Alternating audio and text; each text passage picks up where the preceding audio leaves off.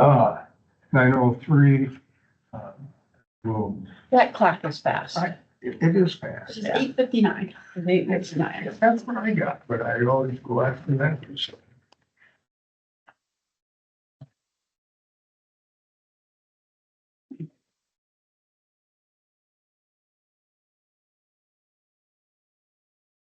Now, 9:00, September 9th, all the first supervisor meeting to order. First order of business is regarding the approval of claims. Do I have a motion in that regard? For the agenda.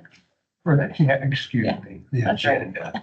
The agenda. I would make a motion to approve the agenda. Have a motion, do I have a second by Josh. Any discussion? Seeing none, all those in favor say aye. Aye. Number 2, public comment. We have anybody that would like to make a public comment? The room? The radio or the phones? Seeing none, hearing none. We'll move to 3, review action regarding approval of August 26, 25 minutes. Yeah, Seems so long ago. as I know. I didn't see anything. I didn't. Ordinary. It looked fine after looking at everything, so it's fine. Okay, that motion, I'll make a motion. approve the August 26, 25 minutes. Do I have a second? A second. Second. Any discussion? Seeing none, all those approved? Give it aye. Aye. Aye. Okay, review action regarding approval of claims. I went through all the claims as well, and I thought everything looked good on those. Yeah, I did so. There was one question I had on the revenue side. What interest rate are we getting for the money that we have? We'd have to check with Jesse, but I was thinking it was right around 5%, but I'm not sure. Okay, I just wondering about that, where that's at. Okay. Thank you. But you'd have to check with Jesse for sure. Yes, okay. I would make a motion to approve the claims as presented. We have a motion, we have a second. I'll second. Second. Any more discussion? Okay, all those regarding the approval of the claims, say aye. Aye. Aye. That motion passed. So, we have those. Updates regarding various boards, commissions, and activities since the last meeting, which will be I think we actually have to go back a couple. gotta of go these. back a Yeah, while. yeah. Yeah. Gloria, you care to start? Sure, I can start. Well, I did attend the ISAC conference. It was a good conference. I think one of the most beneficial sessions was, House File 718 with property tax reform and how counties are adjusting to that.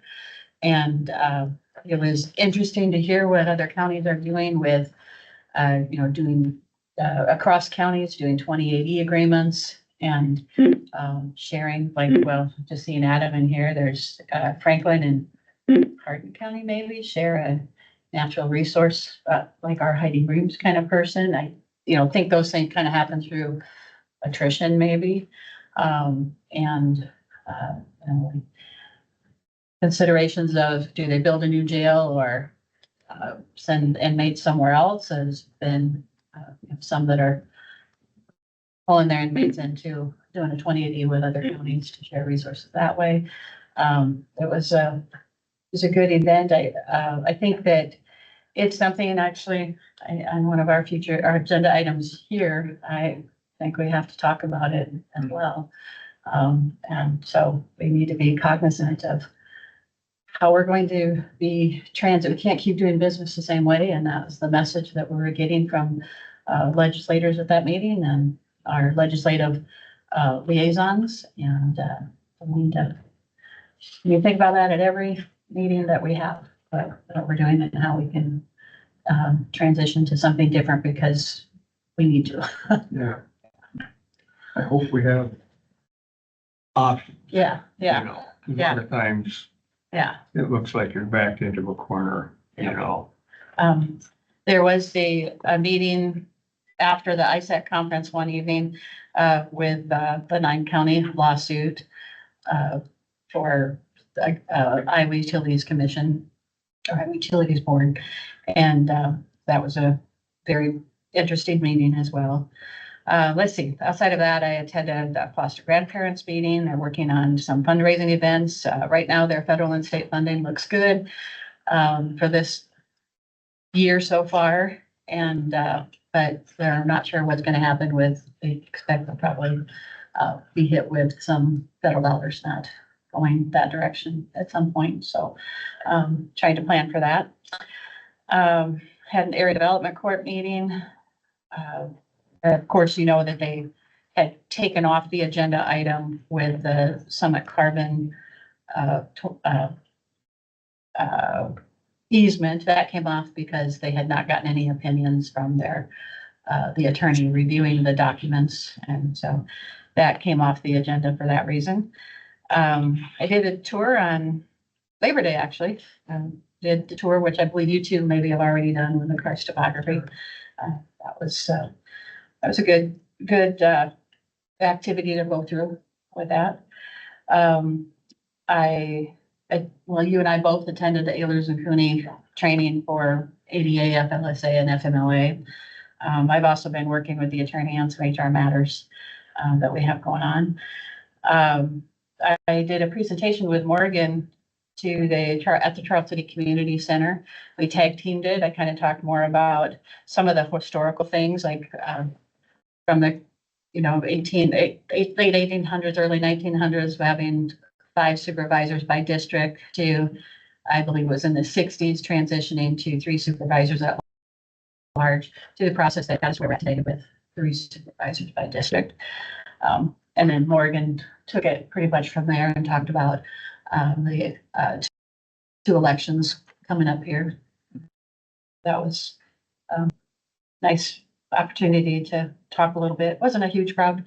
I think there were 20, 22 people or something like that that did that.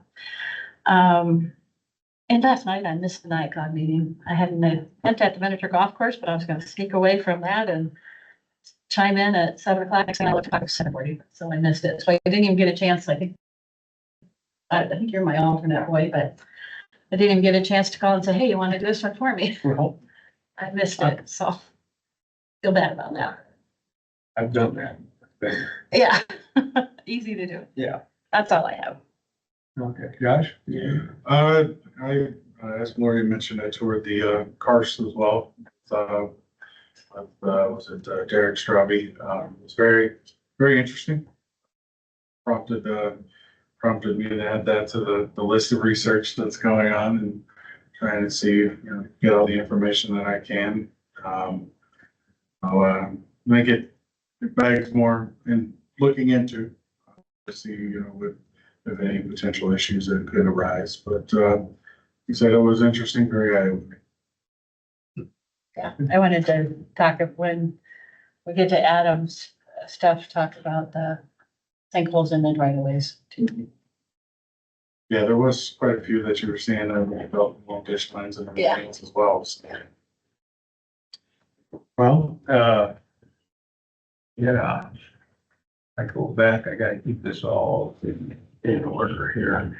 I met out with Tyler making the DD3s back on the 22nd, and we toured drainage ditch and actually took some vehicles down along the ditch and went through some big ragweeds and saw where this water, especially right off T38, where it comes in and washed a lot of big riprap out into the thing. But I talked to Adam about that, and possibly we need to look at that and see if we can't go in once the crop's off, and take an excavator and pull that back in, and probably need a couple more loads of riprap or something in there to try to hold it, because we don't want it to do what it was doing down along, I think it was Ocean Avenue or wherever, where we have to lower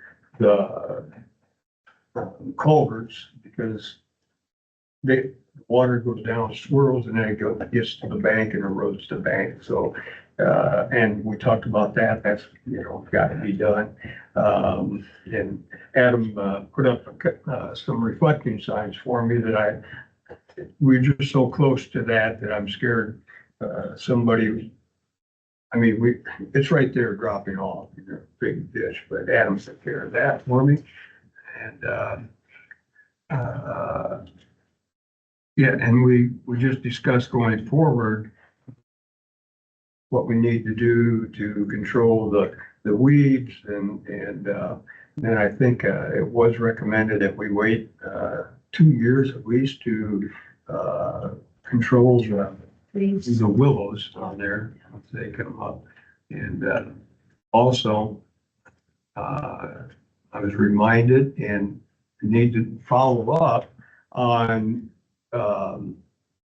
once again trying to get the railroad to, I don't know what we have to do, but Morgan, maybe we need to probably send them another letter, and I don't know how. I complied with what they wanted the last time. They wanted the exact longitude and latitude, which The rail number or the, yeah, what it was. intersection I number. mean, it's pretty easy to find. I can't believe it. But anyway, we did that and haven't heard anything back. So maybe it's time again that we need to send another letter to them. So, was there a phone number contact on the email? oh, I don't know. I'd have to look, but I'm not sure. I'm not sure they did. So I don't know. We'll have to look at that maybe, and then made the 27th, had a meeting with the juvenile detention center down in Eldora. And I have a lot of stuff from that meeting. And for one, we need to put on the agenda probably for this coming week. There'll be a vote on the 28E again amendment. And Live on the settlement. yes, yeah, and trying to figure out the original people that all we have to do, it was done in 2018, and all we have to do is renew it on our part. Now, the people that I don't understand this lawsuit, and a lot of people don't, I can't find it. But there's 5 that were on the bottom that they didn't consider in Hardin County brought a lawsuit, which I don't know. And there's some things they have to do different than we have to, but all we need to do is approve the 2080 that we had, and we're one of the originals. And for you guys, if you would like to look through some of this that I accumulated, it shows what portion that we have. And some thousand. $350 some thousand is our, if it went insolvent, but it's all in buildings and there's no cash or anything like that. But, and then I guess I thought only one, but now I guess we have 2 people down there. And, so that'll have to, Yeah, our juvenile probation we'll go up. department is close to half spent already. Yeah. And so we have another one. I In 2 thought we months. only had one, but evidently we have another one. So our cost is gonna go up. And, But I don't think that I think it's what we have to sign is a what they emailed was a resolution regarding the Yes, settlement. yes, Yeah. yeah. So, Yeah. and I completely messed up. I was gonna put it on the agenda for today, but I overlooked it. It was short notice. I know, and Yeah. so anyway, but we'll, put it on the agenda for next time and get to vote. There's a lot going on down there that takes a little bit to understand. And there's a lot of opposition, to Tony, who's the head of the thing. I'll just say that the meetings are contentious, a lot. And, so anyway, the one big issue was, she's a lady from Story County, wanted every single contract reviewed by, Can you please mute your phones if you're dialing in on our conference call? Please mute your phone. Please mute your phones. Thank you. and wanted every single contract gone over by the lawyer, which when they figured the number of contracts that come up, that it's about $4,000 to review, and it would cost 70-some thousand a year to do that. With some of these contracts they're just renewals and things. We did go ahead and vote on looking at one contract, which was the biggest one, that was for over $1 million. Blood draws and all that. Just didn't think it was necessary to always review every contract. Some of them are only $800 and you spend $4,000. So anyway, a little bit on that. Could you mute your phone, please?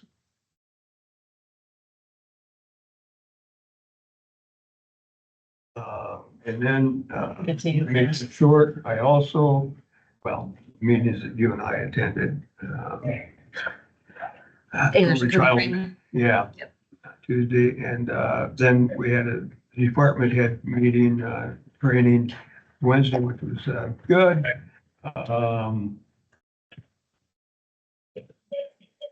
I also toured the sinkhole area again. I farmed along these for 52 years.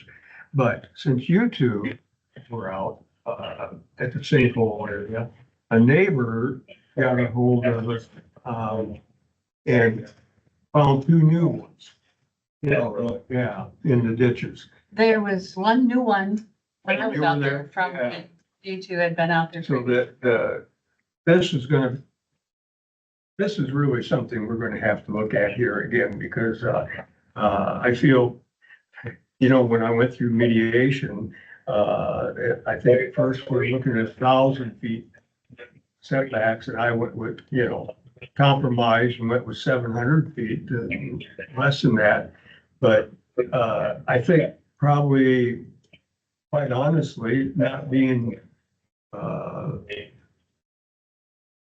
knowing the geology and all this, that was premature and probably not too smart on my part, and because there's a lot of people that think that some of these should be built within a mile or mile and a half. What are we gonna do with that guy? I don't know. We don't know where it's coming from.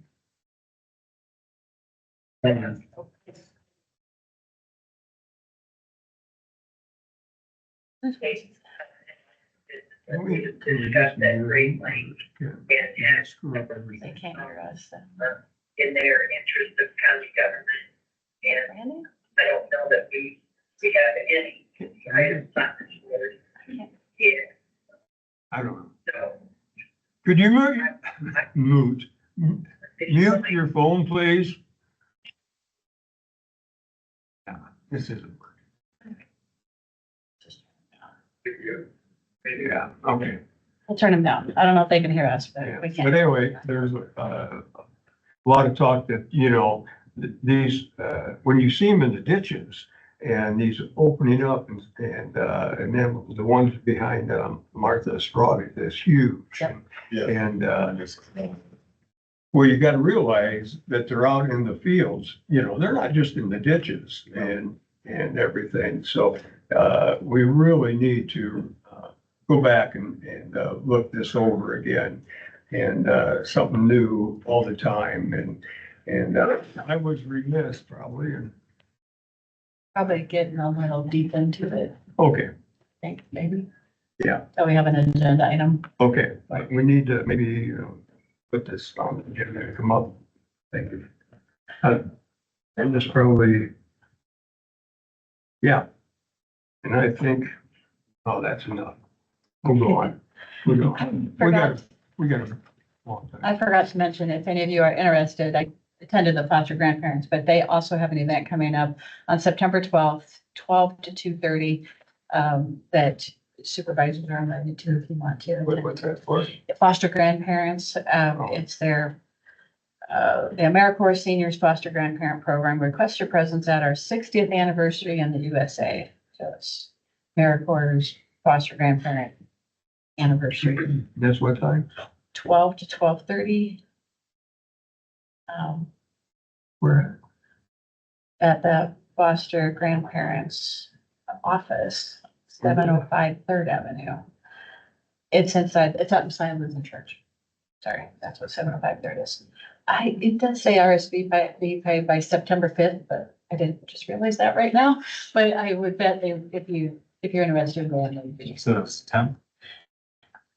12, Well, 10 to, or excuse me, 12 to 2:30 on the 12th. it's like, it's really couldn't be that many 12s in a row. 12 for 12. Okay. By the way, go on. Review number 6, review action regarding Ayers and Cooney invoices of $2,116.90 for judicial review of the IUC permit and $234 for pipeline and right-of-way ordinances.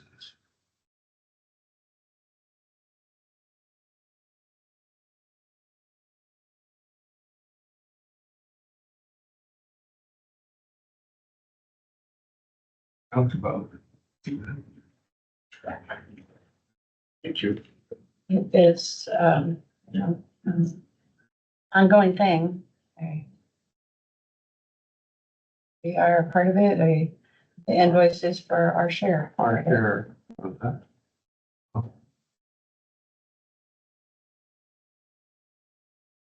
Well, I'll make motion that we, go ahead and pay Ayers County for $2,116.90 for judicial review of the IUC permit and $234 for the pipeline and right-of-way ordinances. I was second, Second, Go ahead. either one. second. Any more discussion? Yes, Linda. Okay. I know the last time that we had a claim like this, and I just wanted to bring it up again, because I think the last time I was here, I said, I feel like a broken record.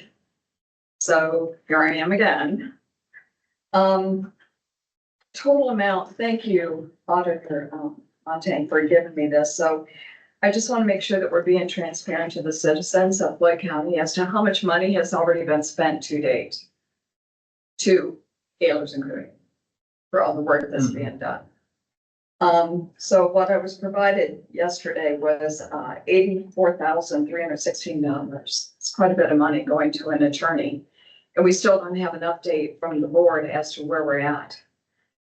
I did go back to the original minutes that was on January 9th, the 23, when Whipple had come and presented, you know, what they could do from Ayers and Cooney's standpoint. At that time, when they estimated, and I know it says approximately $7,000 to $10,000 for pipeline ordinance, $5,000 to $10,000 on a right-of-way ordinance. And then, of course, the IUB intervention is dependent on how long the process takes, which is pretty vague. At that time, the Assistant County Attorney, Randy Tilton, did say that provision 12 in the document in the agreement allows any party to bow out of this agreement. So again, I think my question before, and it still stands, where are we at? And how long is this gonna continue? And is there any discussion at all on even getting out of this agreement? Or are we staying with it and it continues and goes on and on and on? This is taxpayer money. And again, all I'm asking for is transparency to the citizens. I do know, and I thank you, for the breakdown from ARPA, and also from general fund dollars. And as supervisor, I know where ARPA could have went. And this is what's sad, how much ARPA actually paid for the attorney fees. When I do know we had a laundry list of services that we could provide at the departments, you know, to help them and provide, I think Adam, you're here, we had several things that was on your list, you know, that just didn't even get approved. And I'm sure from, you weren't here at the time, you know, from, county engineering, but there were several things. I think one was a building, you know, and those things didn't get done, but we're paying attorney fees on a pipeline that we really have no updates on. So I guess that's again, trying to be transparent to the citizens is really what I'm here for today. Because again, here's another claim. Here we go again. So again, I just wanted to bring that to everybody's attention. And I know one part I can address here is from what that original part that you talked about, that was the first process of the Iowa Utility Commission. And that's done, and we're in a different contract that came up later for the lawsuit to sue the Iowa Utilities Board. That's where we're at now. So, and that's all been transparent. That's what these fees have been for the last several months, since that transition from the original getting to sit at the table of the Iowa Utility Boards Commission with representation on the permitting process to now suing the Iowa Utilities Commission, the board. I will say that when they do the billings, they do lump some things together in the one column that Morgan's got on there, or was on that spreadsheet from originally, on the pipeline stuff. Let's see it now. I'm not sure. What's that? Did you pull the updated one? I've got your one-liner Okay. spreadsheet. But as far as the right of way, there's things that get lumped in that, but we haven't engaged them to do right of way ordinance yet. Which is. We're gonna have to. Yeah, you know, yeah. We divulge much from our. Right, yeah. I just think it is fair to say that what's happening with this in Shelby and Story County going to the US Supreme Court has a tremendous effect on home rule and what counties are going to be able to do for ordinances. No matter what side you're on, it affects wind, depending on what happens at the Supreme Court, US Supreme Court. It's going to affect, it could affect wind, solar, road crossings, ordinances. And so There's just an You know, awful lot in this that we can't, yeah, it is a lawsuit. I you know, mean, and we can't divulge. But it's kind of like, it was put out, like, we're in the 11th hour. I mean, you know, and we spent a lot of money. And at this point, we gotta stick with it. Yeah. We feel. I mean, it is public record that the Supreme Court thing is, information has to be in October. It sounds like that'll go into November for hearing how long that process will take, but we're in it. Yeah. We're not in the US Supreme Court lawsuit. Yeah. But there's a lot of contingencies to that. It's kind of like the tar baby, you know. Yeah. And you don't sound like a book. I thought maybe I stepped on it, and smashed it. So.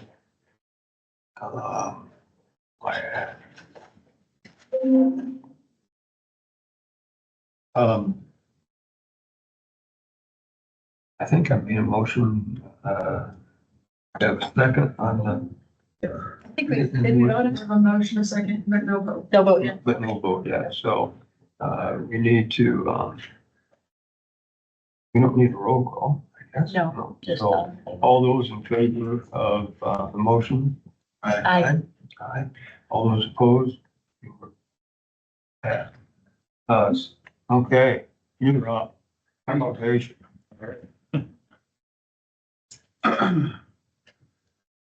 All right, good morning. I guess I kind of went over this last week in the department head meeting, so some of you probably heard a lot of this, but, so campground's been very busy.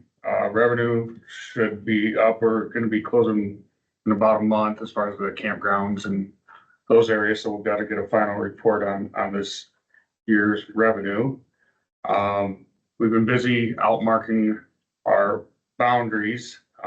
This is like our third year, I believe, of going around and getting to each area, and every corner gets marked. And then like every couple hundred yards, so people have transparency in where they're at. They're on public property and not on public property. So we're trying to review that and correct some of it. And it hasn't been done for a long time as far as up to what good standards would be. So we're going through and doing our diligence there. Brush spraying is pretty well done for the year. We're in our final stages, so we're going through this week and just follow-up spraying anything that was missed, especially like the areas that we really want to maximize the kill on the noxious weeds. So I met with the water trail coordinator with Iowa DNR last week, and an engineer that they have hired at Setter's Landing, and we just kind of reviewed the process of the water trail there and going forward with the project, because Mitchell County is now rebuilding some of their ramps and access points. And so we're looking at, with Setter's Landing being the only area of the 8 in Floyd County that doesn't have a hard surface access. And it's the first area coming down that would be a good point to start, because that water trail continuation will go from Mitchell County into Floyd County. So I'm gonna write a grant that's due at the end of September to do some work there. And that's for the water recreation grant. So that's not directly tied to the water trails, but then at the end of October, there is a water trails grant you can submit for. So I might be applying for that one as well, depending on how much funding we get. So it might be a 2-phase process depending on how that works, but we're targeting Setter's Landing right now as far as making changes and upgrades. And I know that the bridge just right there connected to us is gonna get some work in the next few years. So we're keeping that in mind there. The Orchard Bridge over the Cedar River. Adam actually provided me some documents that I can give to the engineer so that we're making sure that we're all coordinating correctly for long-term on that. So that's kind of exciting for the county to have that up and kind of running a little bit here. This all stems from the grant that I wrote about 1.5 years ago that determined us as being recipients of the state designation for water trail. So we had a hunter education class on August 23rd. So we're still getting a lot of participants. So we passed over 20 students for that. You know, obviously that's important to us going forward. So we do a spring and a fall class. If anybody's interested, that we do it right here in the county. Next week, we're gonna get a new alarm system at the Fossil Prairie Park. The other one's just not working for us anymore. It lost all its, it can no longer be remotely diagnosed if something's going on with it through the network. So it's showing some failed features when we hit certain parts on that. So we're gonna get that updated and replaced. Is it because of the networks that you joined in the county's network? Nope, No. that's all working correctly with the Okay. cameras. This is just through Central Lock that they do Oh, with us, and so it's showing like failed certain parts of what it's trying to read. Yeah. And so, I mean, it's still working, but it's just not telling them, and they cannot read it's the original system that's hooked up. Yeah. So all the sensors have been replaced, but it's actually the motherboard piece that's gonna get, replaced this time, so. As far as, the Shawnick Recreation Area, I met last week with WHKS, their engineering company, some of you have heard of them, there's based out of, well, there's a base in Mason City, actually. They came over and I'm working with them to come up with like a big plan for the improvements at the Shawnick Recreation Area so that we have a long-term planning strategy instead of just kind of having these ideas, because a lot of the work that's been done there, you know, there's things that needed to be done that we knew needed to be done. And there's still a lot of that, but now we're getting to a point where, you know, we're ready to do some improvements that might be a little bit bigger or targeting specific grants. So they're gonna come up with like a planning strategy and a different estimates and things that maybe we can pick and choose how we want to go about the long-term planning as far as the Shawnick Recreation Area, because it's, you know, it's obviously very popular. It's starting to really generate some revenue and some of the, you know, outside communities and even other visitors from out of state are talking about it and they're coming to see it. And so it's growing. So it's time to kind of look at the big picture and what we can do next to make sure that our guests and visitors are getting what they want and need. Like, what kind of things do they come out of that? Like in the park area? What kind of things do you So come out of that? like they're gonna do a little bit of research and give us some information on, you know, like gravel road versus a paved road, and then like what kind of usage they're seeing in those areas as far as campgrounds, because a lot of the state areas are now paved. And a lot of the bigger campgrounds are paved throughout the counties, even in the state of Iowa. So we're gonna get some information on that. You know, just the trails alone, like what could be done, what it would cost to have it done, and then you know, like a mountain bike trail, like what kind of people that would bring in, just different things as far as that, because there's some bridges out there that the scouts had done years ago, and if we improved, would it be cost effective to make that trail usable again to where it's safe and ADA compliant? Because, you know, obviously when the scouts were making things, they were kind of doing it just all hands on deck, let's get the project done kind of thing. And so there's some things that we're looking at. It's even there's 27 campsites out there.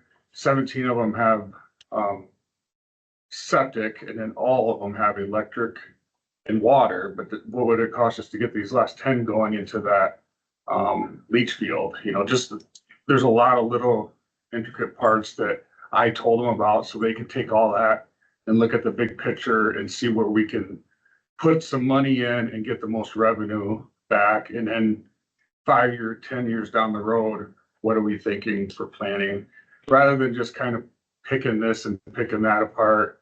The guy I'm working with was a scout, and he spent a lot of time out there. He's a counselor, and he's from Charles City. So he's kind of giving us the Boy Scout deal, I guess. So he's not really, I don't think he's gonna really charge us a whole lot. He's not gonna make us bend over for it or anything. So it's sounding like, you know, we'll get a good deal out of this, at least decide if we want to invest in an actual engineering plan and go further. So it's just gonna be a simple few $100s for this first part and see if we want to go deeper into it, which, you know, I think we'll have to talk as a conservation board at the next meeting or two and then decide what we want to do with that.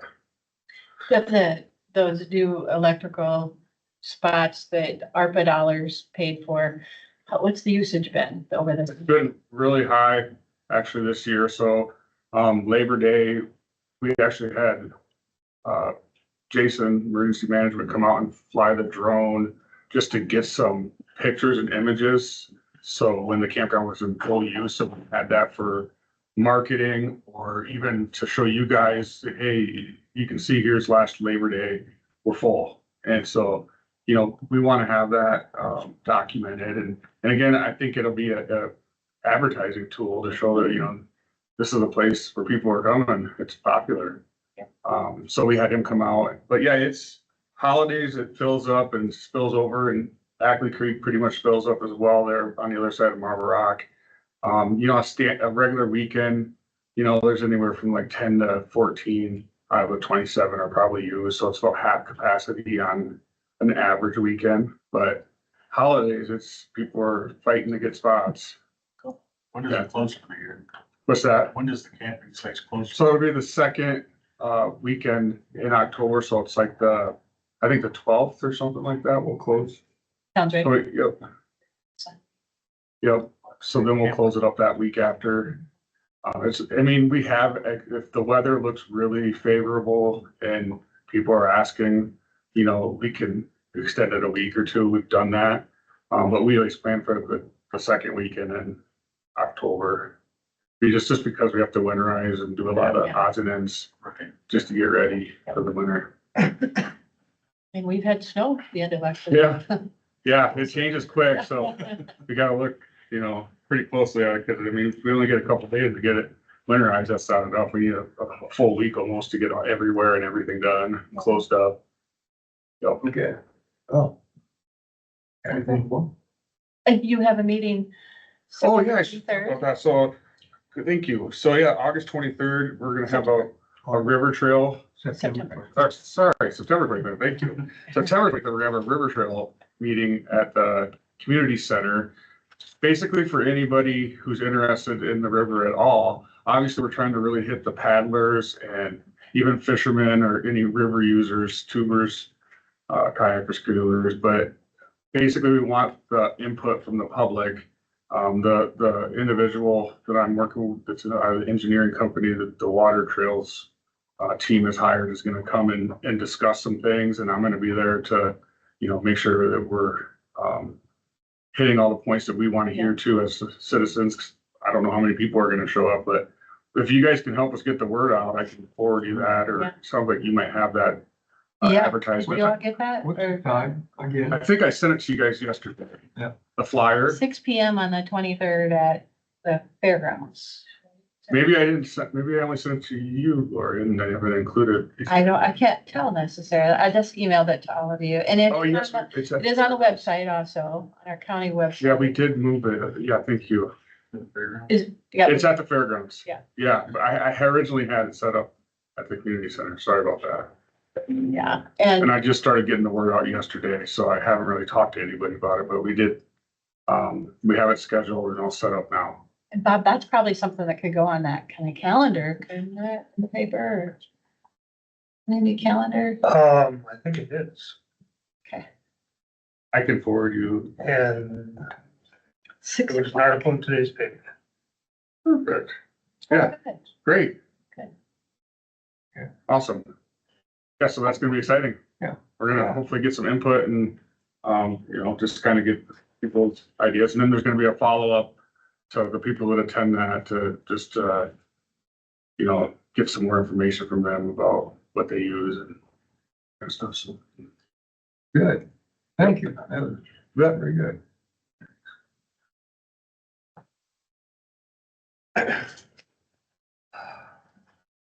Okay. Move on. Acknowledge agreement for Floyd County and the city of Nashville for paving B60 and extension. And, Good morning. good morning. How are you Adam. guys? Good.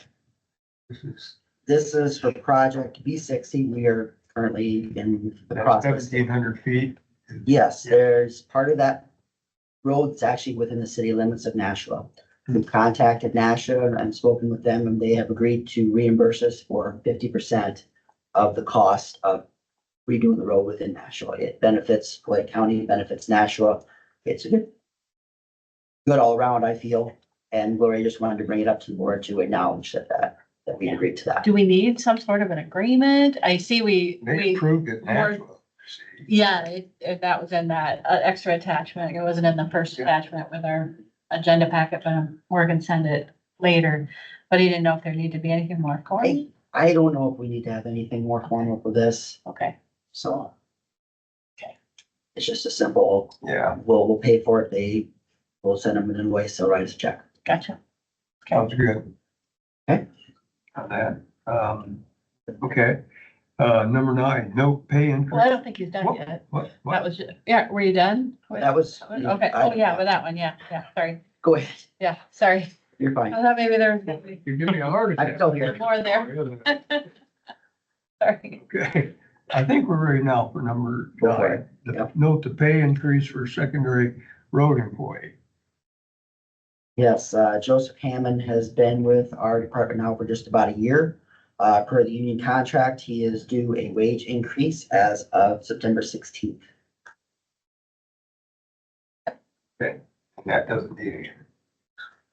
No, I think it's kind of, It's Dusty all- always used to have, the board take action on it, but it is per contract. so I don't- Contract. Yeah, it's contract. Okay, But it goes from 2733 to 2893 all right, for the contract. okay, now the engineer update. All right, Sorry, Boyd. no worries. Okay, well, let's start with maintenance work, culverts. Packard culverts, that's a big project our secondary road crew is doing. We've got 5 of them done. There's 2 more to go. We're working on number 6 right now. We are hoping by the end of the week, if all goes well, that we'll have Packard culverts basically done. We might have to do a little patching in the next couple of weeks, but that project should be done. Storm damage repairs, Timber Avenue culvert, that is complete. South 240th Street, that is open to traffic. And then we 130th Street up by Cowell, east of Victory, that we hope to get to that next week. We want to get this Packard project done and then move to 130th Street. And I should mention too, the DD3 culvert, we're gonna try to get to that here in the next couple weeks as well. We're gonna get a crane lined up because our equipment's not big enough to lift those culverts. Hmm. So we're gonna get a crane lined up as soon as they're available. Here in the next couple weeks, we'll get over there, get those culverts dug up, lift them up, lower them, set them back down. And also during that time, we're also gonna get revetment put at T38, at that outlet to that culvert he requested. Yeah, That's secondary road responsibility, so we will take care of that. okay, okay, good, thank you. So, moving on to mowing, we are about 2/3 done with our gravels mowing. So we do have both gravel mowers are out. I believe the pavement mower is out as well, mowing pavements continually, trying to keep up with that. So that is in progress. As far as that goes, I did learn that one of our mowers, our oldest mowers, having some engine trouble. We're going to get it through the season, but I think we're gonna have to do an engine overhaul, possibly new engine this winter on it, just to kind of give you a heads Will up. the mechanics be able to do that? Should be. Should be, yes. At least they think they will be able to. Okay. We won't know until we get into it. Okay, moving on to office activities, construction projects are resurfacing. We're not sure when Matthew's gonna be arriving back on B60. They don't really have, they've not given us a time frame. They don't have a requirement. They are being charged working days on contract. So they only have so many working days. All I know is they do need to get that covered before winter.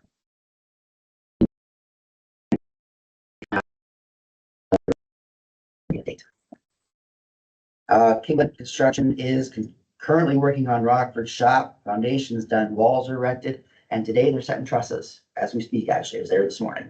I think we had a large claim for that today. Yep, so they're moving right along.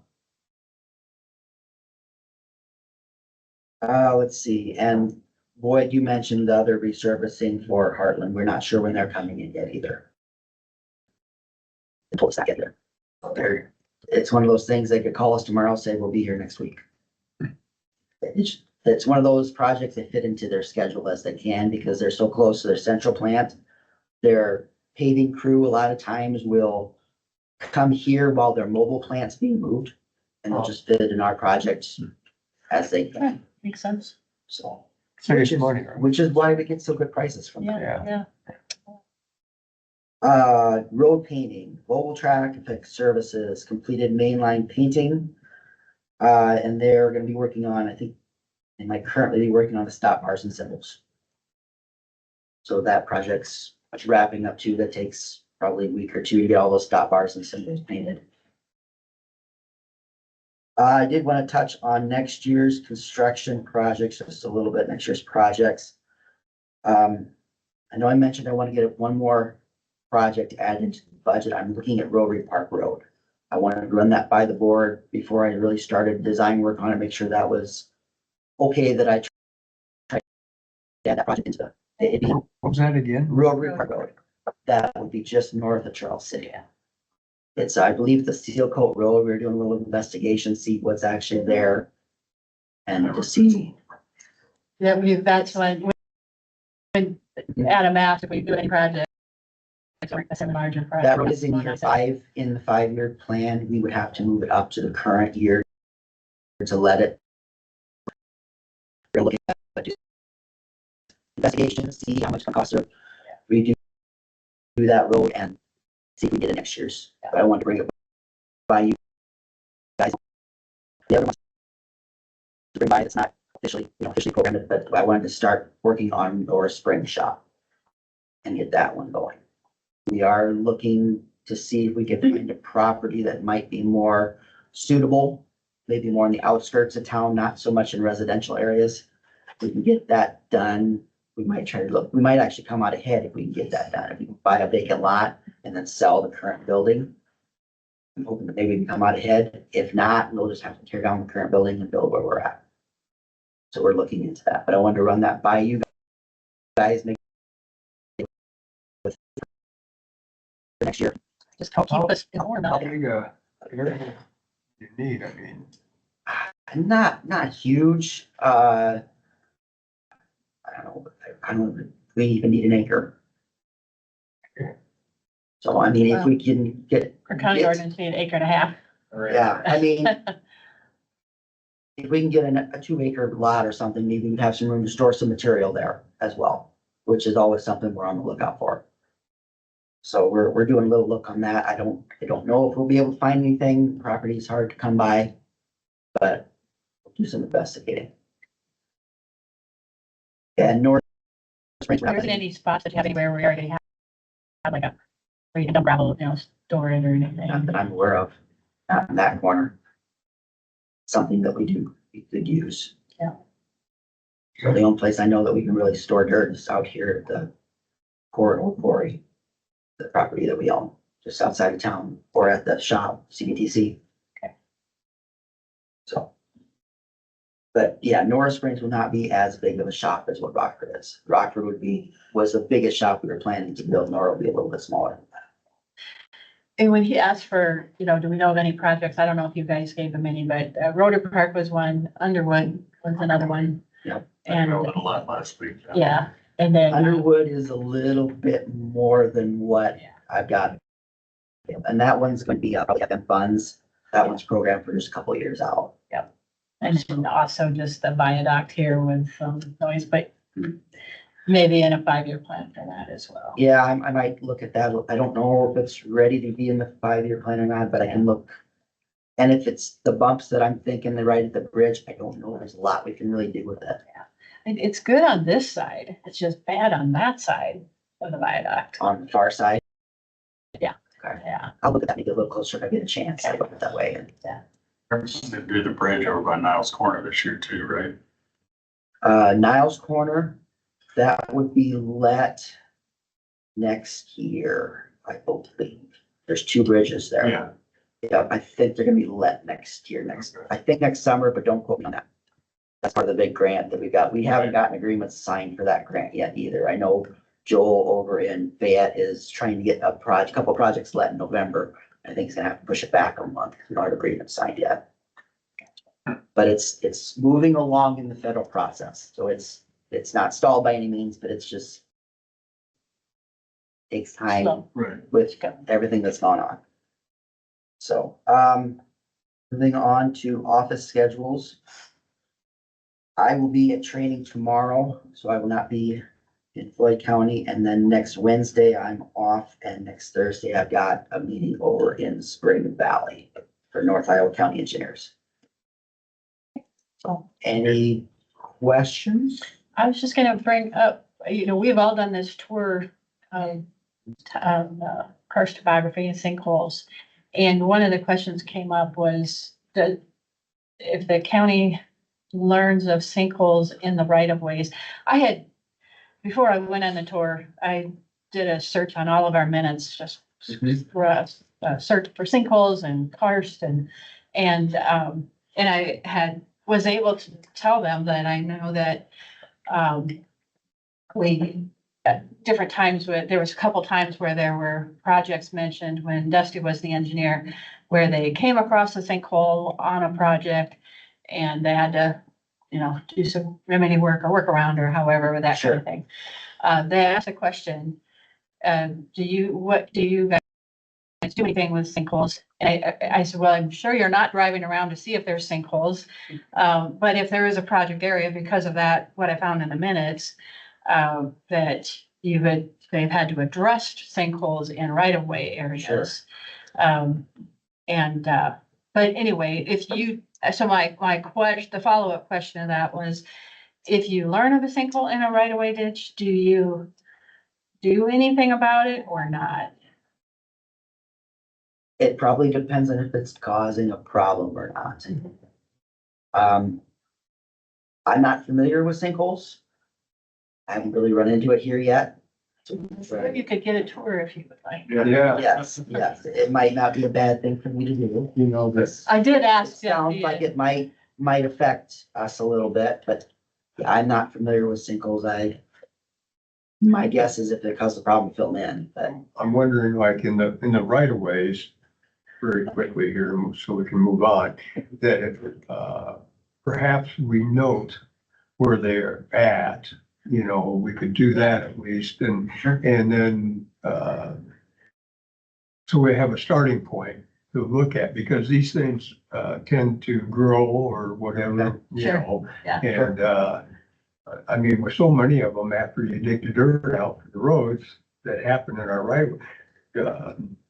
it's a lot for water quality, you know, that we maintain these and see if they're growing anyway, so we don't undermine the roads or whatever. Absolutely. Equipment's getting bigger and everything else, but maybe we should just create I'll have to do a little research on You know. sinkholes myself, and I'm not familiar with them at all. I've not run into them. Hey, we'll just start noting where they're at. Sure. Yeah. And we do Well, have a and- work order tool that we can note that there's a sinkhole there potentially, and we could do a search for that. And I know that there was a long time ago when I was auditor, that there was a map, and I did try to find the map, but it just kept spinning when I was trying to pull it up on the whatever website I was on, I don't remember.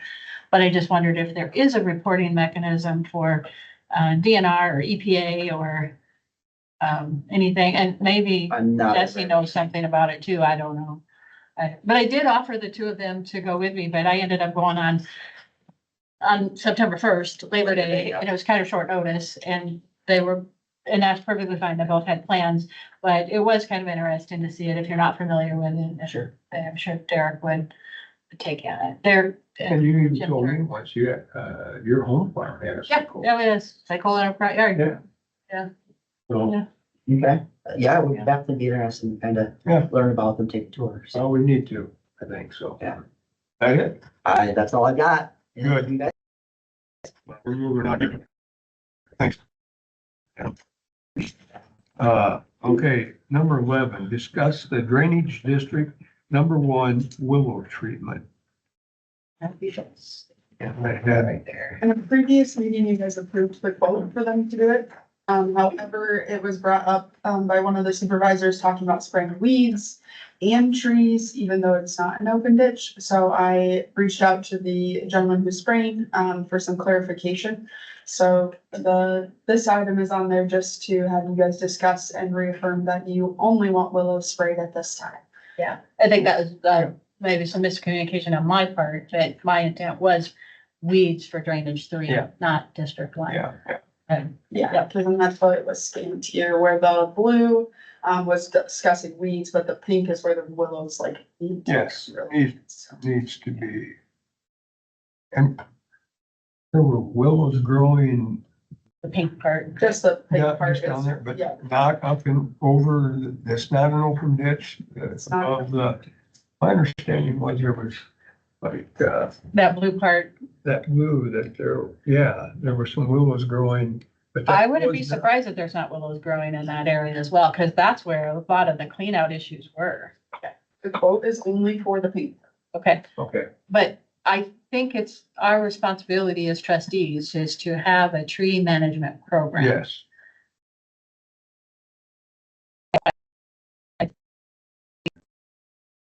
Yes, well, if they can take, or, Adam, I don't know, Second Roads could take a look and see if there's a bunch of willows on, I think that is,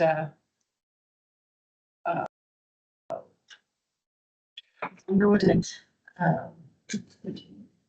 can't think of the property owner. where's that? Schmidt?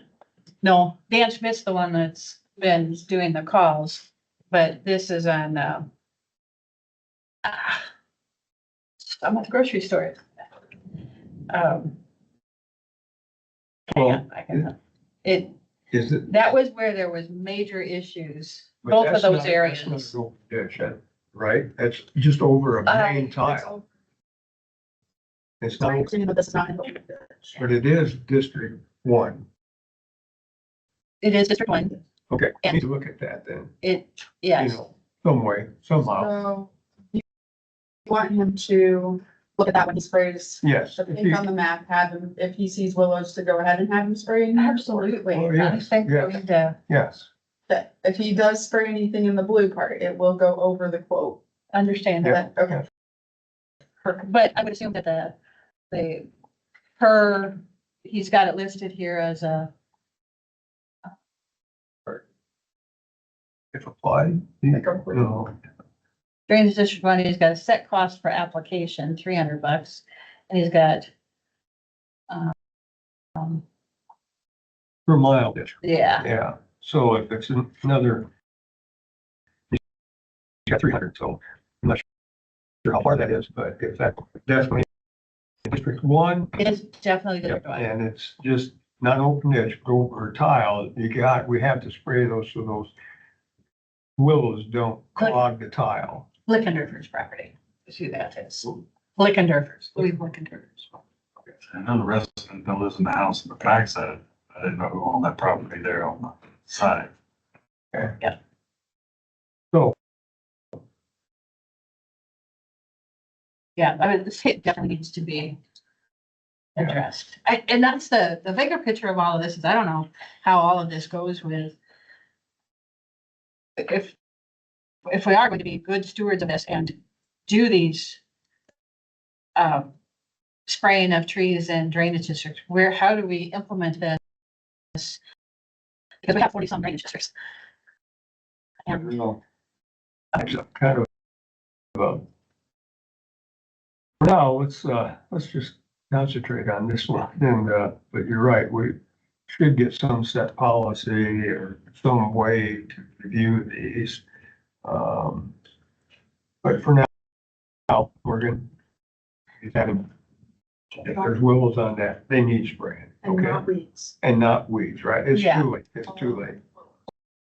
All willows, yeah. Okay. I mean, it should be, I mean, looking at the aerial here, it looks like it's all. Yeah. As far as the weeds, I mean, they're, It's too late. yeah, Okay, that take care of that then? Yep. Okay, moving on. Number 12, review and have action regarding the Leahy Farms and drainage invoice for $2,129.60 for drainage District 3 open ditch spray. And we talked to him about, and we went out and looked at it and if we had to do any extra, but I think at this time, we figured that it's too late, the weeds are going to seed and it'd just be money, I don't think, well spent, but we do owe him for what he's done, correct? That's what we're looking at. absolutely. Yeah. So I'll make the motion that we go ahead and pay, Lady Farms drainage for $2,129.60 for drainage District 3 open ditch spraying. So this was done on July 20th. We've got the date.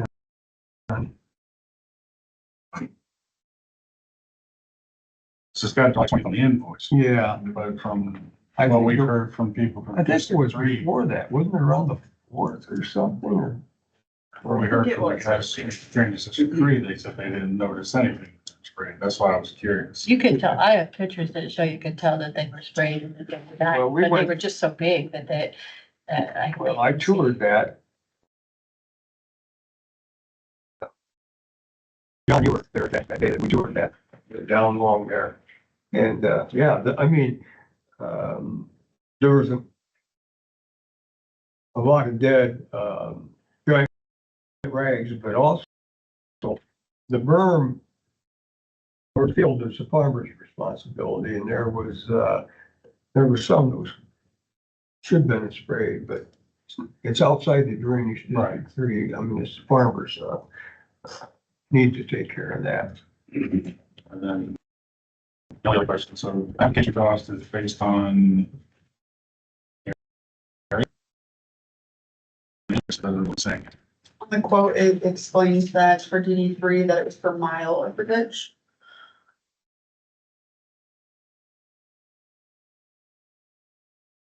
Per mile of ditch, right? Yeah. Yeah, that's what's on the Yeah. quote, so. Yeah.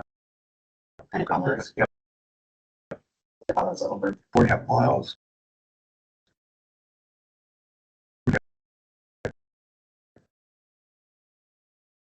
July 24th, and they were dying already, so it had to have been a couple of weeks prior to that.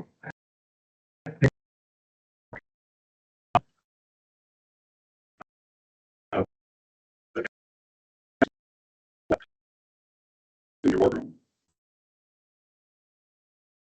The contract was framed at May 6th, May 6th. okay, for $3,622.92. So please explain why you're only paying what's on your statement of $2,129.60. And that quote was for Willows on DD1 and DD3 as a composite bed is gonna be broke out when it gets built. It was broke out on this, and it's only paying for the one for drainage street, and that's all they So here did, you are, is 4 there. months later, talking about spring DD1. Contract is left. And they still haven't sprayed DD1. The DD1, the willows can still be sprayed, it's not weeds, it wasn't I for weed understand. DD1. There's a blanket bid from Lakey Farms. So why is the reduction on D3? But Because this is a quote, that's what they estimated their area was going to cost. And it ended up being different than that. there's rumor that there's chemicals in the labor because There's a lot of Spray rumors that being go around handled, in that, so- yeah. But I think we were always gonna pay him for,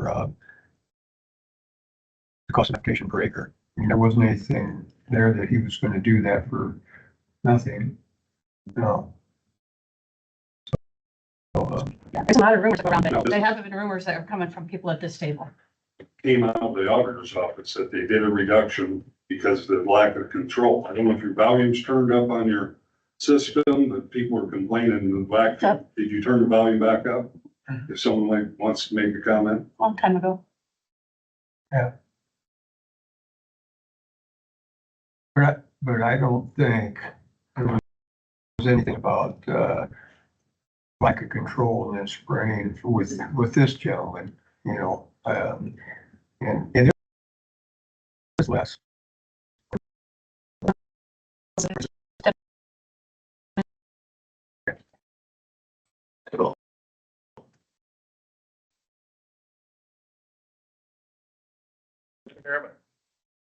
Yes, who am I speaking with? This is Merlin Schweitzer. Yeah. On DD3, there was 30 ton of riprap that we paid for that we did not use. And I see no receipts on our money back on that. And also our seeding and fertilizer of $10,000. I have not seen any receipts to say we got our money back. We didn't pay for it. We didn't pay for it. Right. I think we Merwin, I paid don't for it. think we paid for that. Then where does it prove that we did not pay for it? They billed for what they used. Yeah, and we'd have, I'd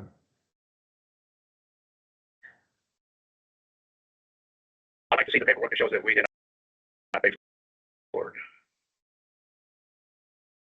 The information all I got is paid for. It was in the bill. I like to see information that says that we did not pay for it. well, That should all be on the changeovers, and I have not seen any changeovers. What was all on it?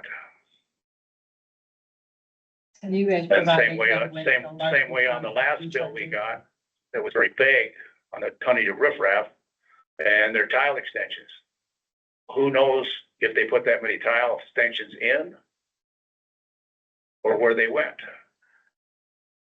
On this project, there is no information on anything. They just gotta take their word for what they did. Not taking Larson's word. You're taking Bolton and Mink's word, that their people were Well, I boots don't- on the ground I don't care. looking at it and verified what was done. There's no proof. That's all. There's no proof. There's no daily log. There's no proof of anything. It's just their word. And doing business, you don't do that in business. You have proof of what you pay. well, Merlin, when we toured that here, just a few weeks ago, and I rode with you, did you think there weren't some extensions there on what we saw? I don't know, but on the last bill, there was extensions put in, but where were they put? There's no There proof were on where they were flags. put. Where there were flags that were sticking up, that's where they were put. I don't, And, talking about on that tour, where it washed out on Resiskis, you said the secondary roads are gonna fix it. No, Larson ought to come back for nothing and fix it, because they didn't do it right the first time. And besides that, it should have never been put there because it was never approved at a board meeting to do that. We've been through these discussions before, and he's misunderstanding what was done in November and December. I can't say any more about it. I'm tired. I don't know what to tell you.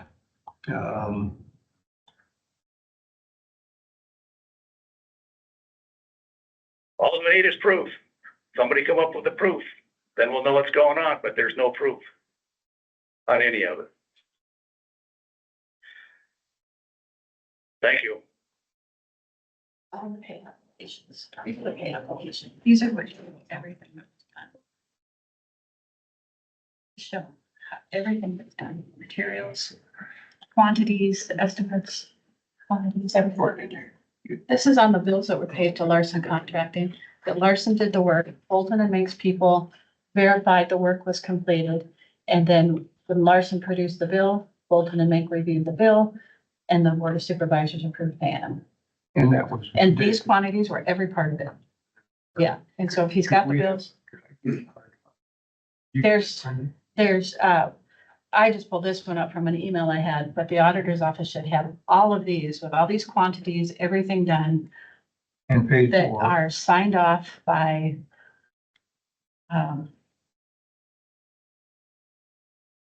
see, they're signed off by all entities. So.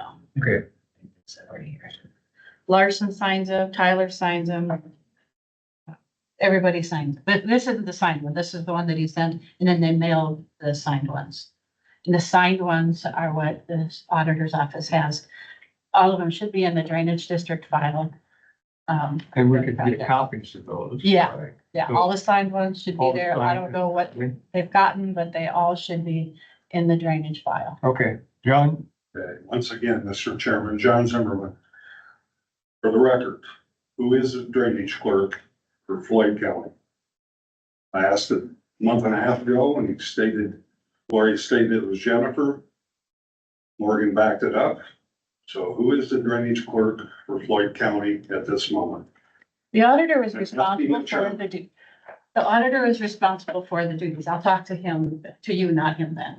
The auditor is responsible for the clerk's duties For in the the clerk's office, duties? yes. Okay. Jennifer was not fully trained on drainage, but everything goes through the auditor's office, and Jim knows that because he was a county supervisor. Okay. Yeah. So it would go with Morgan, Office. office. Would be the clerk. Thank you. Okay. A big deal.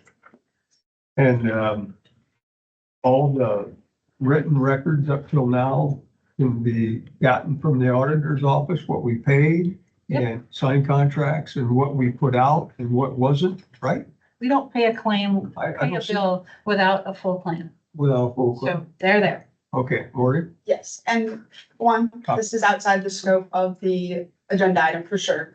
Two, I'm already in the process of pulling all of these items that Merlin is asking for. And every time he comes back and asks for more, I go back to the source and I'm working very diligently on trying to find the information that Merlin is asking for. So all of those are in the works, getting the change orders he's looking for, finding additional scale tickets that are outside of the original project are all in the works and I am working on it. So thank you. But I do want to advise the board that this is outside the scope of the agenda item. And I just don't want us to get too far off track. Thank you. Thank you. Thank you. Okay. All right. I think I made a motion to. Yeah.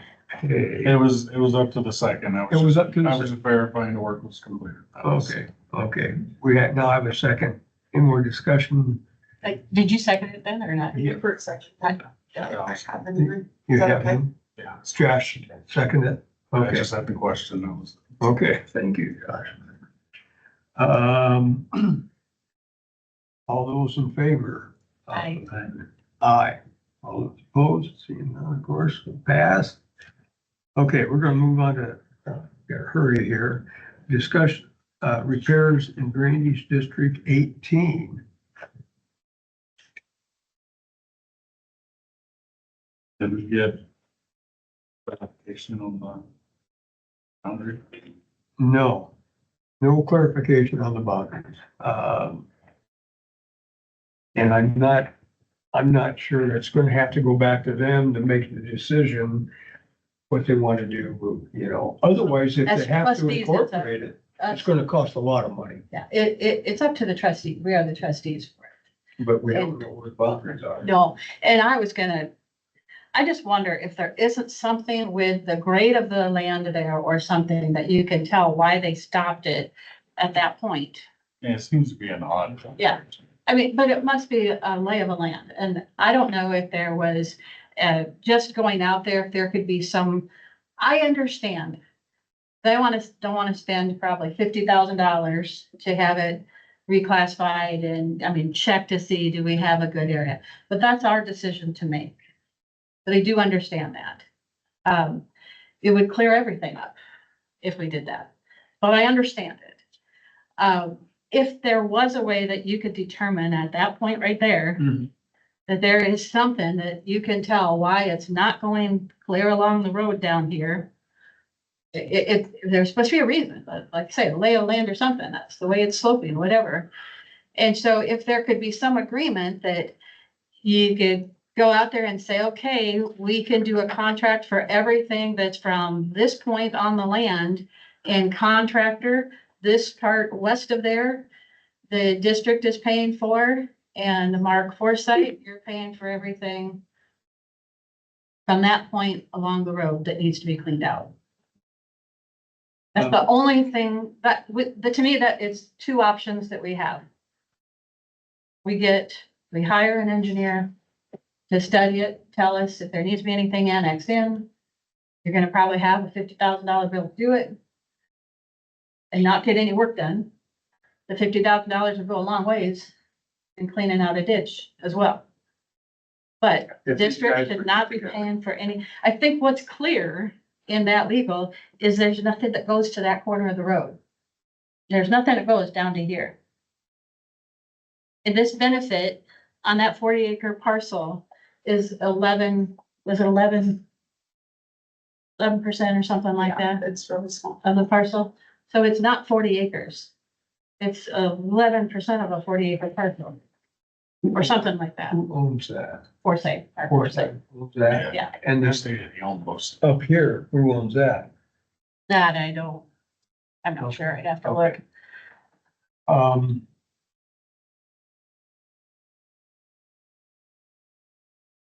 I tell you what, I'll try to get a hold, I think, Kurt Marth was also one, Mark, Forsyth. Forsyth, who's the other one that came in? We talked about it, and then, Richard LaCour was here. I think. I'll tell you what, I will take it upon myself to, call one of these gentlemen and, go out and look at it. Not that I'm an engineer, but I'll get. It's on Mark's property, so Mark would probably be the best Mark one to would. talk to. Correct. Yeah. And, okay. But I'll do again, that. it is our responsibility. So we wouldn't be wrong when doing a full assessment evaluation of the property. I don't want to spend $50,000. I know, I get it. Yeah. So, but, so if there is something that seems reasonable, that there's Oh. some area that says, yeah, this is, you know, Okay. where slopes at, or so, I don't know, something on the lay of the land. We'll start with me going out. Okay. I'll put that on my to-do list, okay? Okay.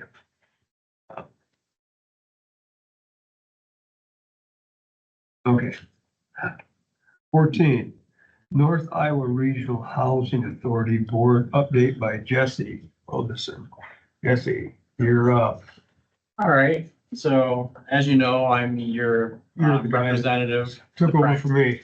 Yep, so I normally wouldn't have to worry about coming to the board for updates very often, but Justin Stotts, who is the executive director, he has provided a future plan or goals that we as a board at the last meeting did go ahead and approve, but it's just like, kind of like saying, yes, we think this is a direction we should go. Mm-hmm. It is kind of a rather significant variation off just business as usual. That's what I read, yeah.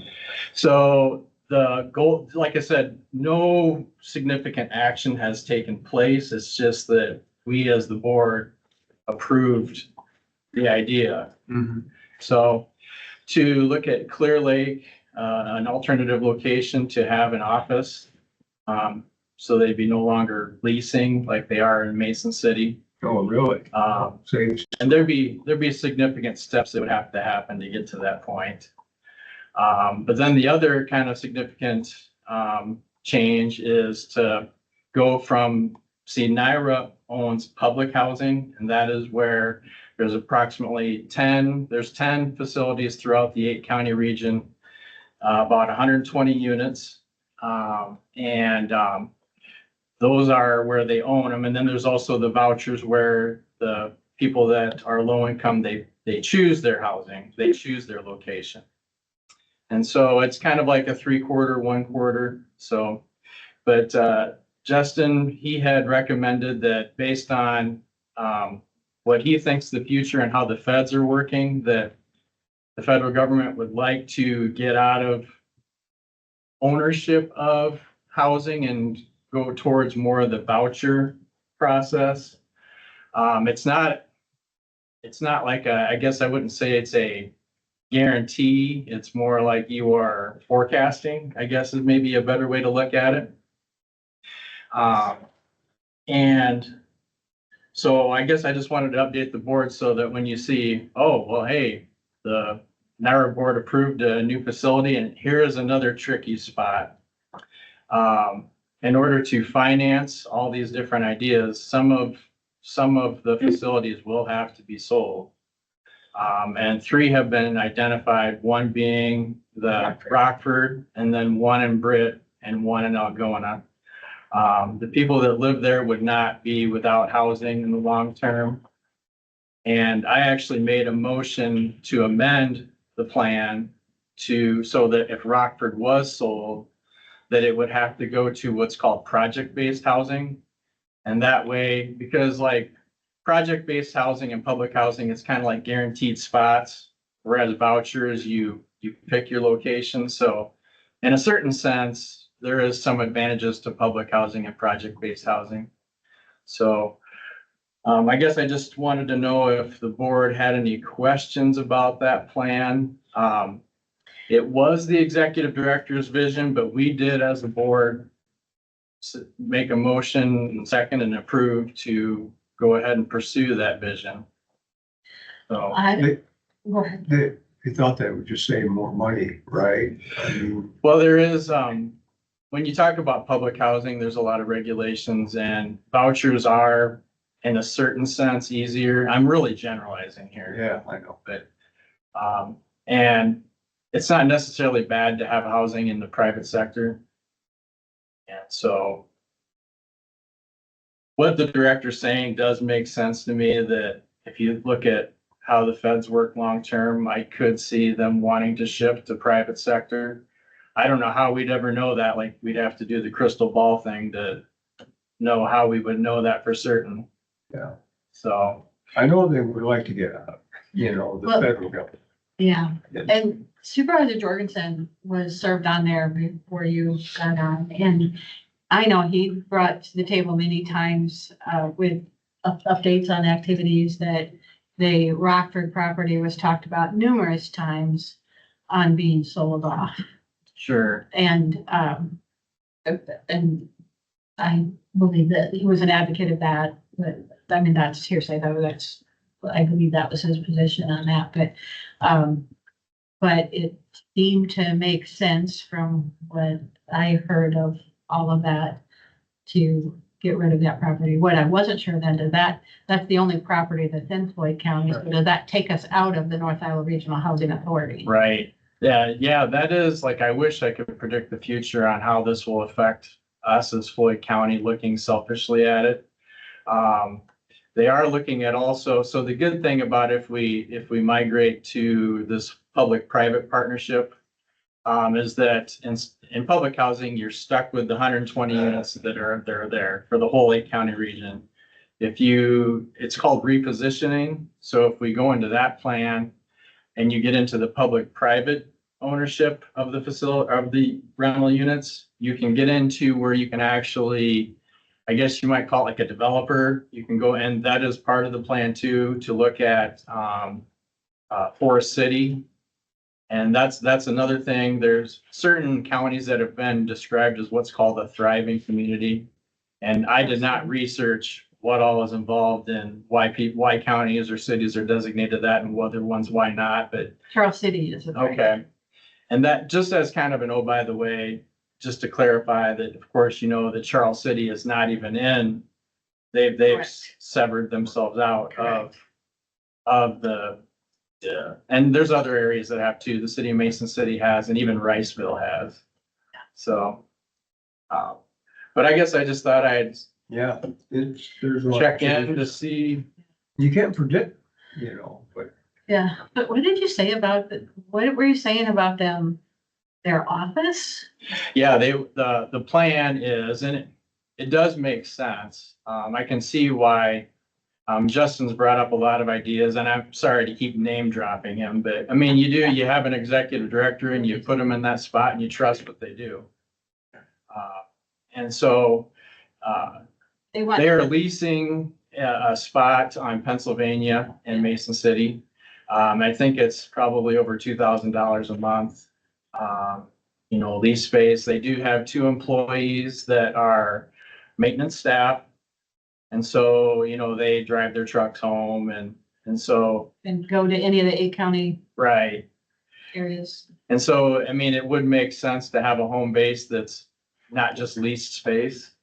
But is there anything to what is covered with grant dollars if it's a owned property versus a leased property? that is where you're looking at your advantages and disadvantages. Right now, as it stands with public housing, NYRA does get grant funding. I believe this is rounding and somewhere in the range of $300,000 to $400,000 a year. There's more regulations that are tied to it. Think of it this way, strings attached.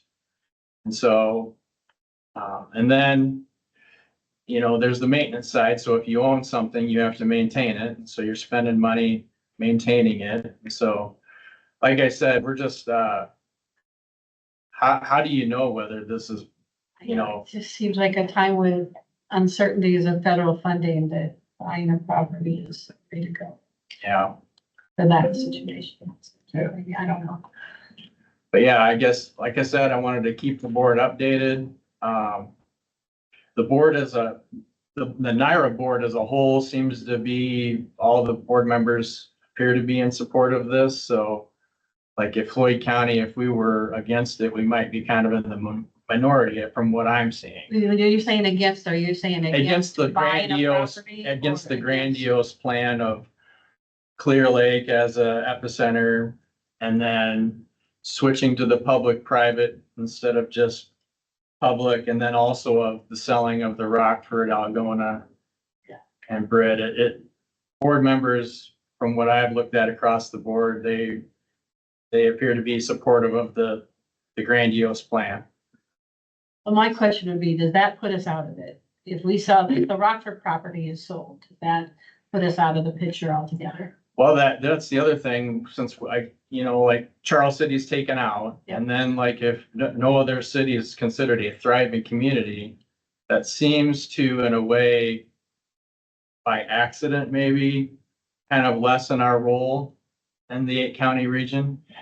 I just don't want us to be on the hook for paying for a new building part of it if We're we have no not, benefit to anything with that may whether we own or whether it's the vouchers or Right. owning a building for low housing. Yeah, I kind of feel like, take something. I don't know that there's an alternative, honestly. But that is a question in my mind is will we have a diminished role? Yeah, I do. maybe we need to ask Todd to look at that for us. Yeah. Just, legally. I just don't see why we'd stick around. I mean, Yeah. and pay the, Yeah, because if we don't have, now granted, the remaining, so 3 would be sold and there'd be 7 facilities. Even those, per the plan, would go into a partnership where NYRA still is a part owner, but then they're talking about tax credits and then a separate developer being part owner. So it's like the ownership scheme is going to be different, even for the ones that stay. But still, NYRA's still driving the steering wheel on those remaining 7, where they could theoretically develop more rental units. But then the tricky part is, since, as I understand it, there's no other communities designated as thriving other than Charles City, which is not a part of it anyways. What will be our role in NYRA in the future? That is a question. That would be the question I would ask in decisions that are made on those votes. Yeah. So, And maybe Hey, Todd this is- would have this is- insight. There's Todd right there. Todd, Yeah, I kind of get the gist of it, but what was the question, I guess, Boyd, when you said as far as? well, if the Rockford units are sold, there's no more in Floyd County. So would that take us out of NYRA? I mean, we still have vouchers. but we still have vouchers, but Yeah, I don't think that would take us out of the housing authority, because we have the voucher program. We're just not a property owner anymore. I'm sure there's gotta be other counties in the region that don't own property, that just have vouchers. Currently, they all do, but They all own properties currently. right, there's a property in every county, but Algona would be in the same, Kasuth would be in the same position. They would no longer, if Algona sold, And then I think it's, help me out here, Britt would be Hancock County. Does that sound right? Yeah. So there would actually be 3 out of the 8 counties that would no longer have a publicly owned housing facility that NIRA owns. So, Well, that was a question, Todd, if that just automatically takes you out or In my part of it is what's this big package for the cost. that they're talking about that it seems like separate issues with the whole, do you own Mhm. who owns the property or you sell the property in Rockford or not? But the bigger part is getting out of a lease contract that they have in Mason City and buying property. I guess I just want to know where the money gonna cover things. Is it, I don't know, it's a good time to decide to buy property when the federal funding that they are primarily dependent on, right? right, It's federal right. funding. Yeah, they get a grant. So it's gonna be sold to just a private entity, investor. Well, the Right. Rockford property would be, yeah. But Right. Lyra's looking at moving their office to Or like, an owned, that they would buy a building, they buy brick and mortar. Where now they know they get, what is federal government gonna fund for that? Where now we know that the federal government is covering a lease agreement. They're $2,000 or whatever a month for leasing the site that they're at currently. Yeah, I don't know that I have really more to add. yeah, So, well, very good. Those meetings are, I've, been to them and they're hard to figure out all the funding and who's got what. right, That's a good job. I think Yeah. you covered it pretty well right. from whatever. Yeah, rental housing assistance, from a bird's eye level is actually simple, but then to actually run a housing authority, like what Justin's doing, is quite complicated, actually. So Yeah. you do have, as a board for NIRA, you do just have to put a lot of faith in the director. You just, they're taking you the direction you need to go. Well, maybe when you have another meeting, you can bring up Gloria's thoughts too on, and all of us, I think. Where's the funding gonna come from this? I mean, Yeah. Well, if you want to simplify it, the funding's coming from the sale of Rockford, Algona, Britt, kind of. that's So, what they think. yeah. Hmm. It's, I Okay. mean, it's not like there isn't going to be rental units available. They're still gonna be there. It's just somebody else owns them. It's the ownership of the property, because, yeah, maybe you can purchase it with the sale of Rockford and Britt and Algona. But that's forever, you need a new roof, you need pay for insurance, you need, what's gonna be covered with federal dollars for ongoing, once the money's spent with the sale of properties. But I don't think they're gonna get a whole lot out of the property out of Rockford. I wouldn't think so. Yeah, and from what I understand, I think it makes sense, because did you tell us at a prior time, or maybe it was a conversation you and I had, that it's not even fully rented out at Rockford? And it's pretty much not like, most of the facilities have about 10 units and there's usually at least one vacancy in each facility. Almost every facility, the 10 facilities in the 8-county region, almost all of them have at least like one vacancy. So it's pretty good, really, probably around 90%. But it's not 100%. Keep us informed. Yep, okay. You do. So that's all I had. Yeah. Good You job. can just report It's back on that complicated. stuff, where the Sure. money comes from, Yeah. with owning property versus Yeah. owning an office property versus Yeah. leasing office space. So then you Cut want off to go to the short? next, what's that? Are you done or did I cut Well, I'm you just off? hanging out because I'm on the next agenda item. Oh. Okay, you are. Review the action regarding nuisance ordinance violation to clean up 1768 Oak Drive, Charles City. Okay. I guess I did want to just make a minor clarification that I would call it mowing the property and then moving sticks and brush out of the way in order to mow the property, just based on how the ordinance is written. And that is what we're doing. So it's really not a cleanup. It is a nuisance, but it's really not a cleanup. Okay, not a cleanup. And the reason why I'm here is because Of course, the Board of Supervisors have adopted the nuisance ordinance. The Board of Health is who I answer to as far as how I go about things, but there is not a separate funding mechanism for nuisance cleanup in our Board of Health budget or planning and zoning, but we're going at this from the Board of Health side. So what I'm requesting is, I've got a quote from Gage Molina for $660 to mow the lawn. And then I know that sounds expensive, but hear me out. There are volunteer trees that would have to be cut out.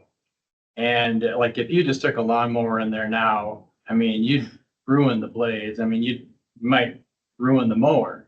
And I'm sure that would cost more than $660 if someone were to take a mower in there now. And if someone just didn't know what they were doing, brought a mower in, I'm sure they would cause a couple $1,000 damage to their mower doing it.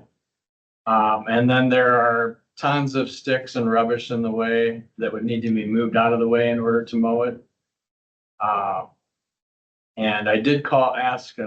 And you're not necessarily going to a property owner that says, yeah, come on my property. Right, and then on top of Unless it, they're you're asking a contractor to come on and mow a property. It wasn't like the property owner voluntarily asked them, so that's kind of a contentious situation. So I know it does seem like maybe for just mowing a lawn, that maybe sounds high, but if you consider all the factors, I do believe it to be fair, but that's what I'm asking the board, and I'd be happy to field any questions, but that's what I would like to request, is that the Board of Supervisors pay for mowing the lawn, which does include moving sticks and logs and brush to get things out of the way. When you say moving, it's not removing from the property. Right, just moving it out of the way. In order for the lawn to be mowed, it is an ongoing issue with this property. It was a problem last year. And I think it would be a good one to identify to take care of, but how the board decides, I mean, I will go with it, like. And are you going to the Board of Health with this, with their meeting? Yeah, I have already been updating them every meeting. I provide a Board of Health report, so I feel I'm within the scope of what, doing things the right way. And has the timing of the notices and everything? Yep, The so, property owner been, yeah, I properly? gave them a notice, hold that, do have the letters here.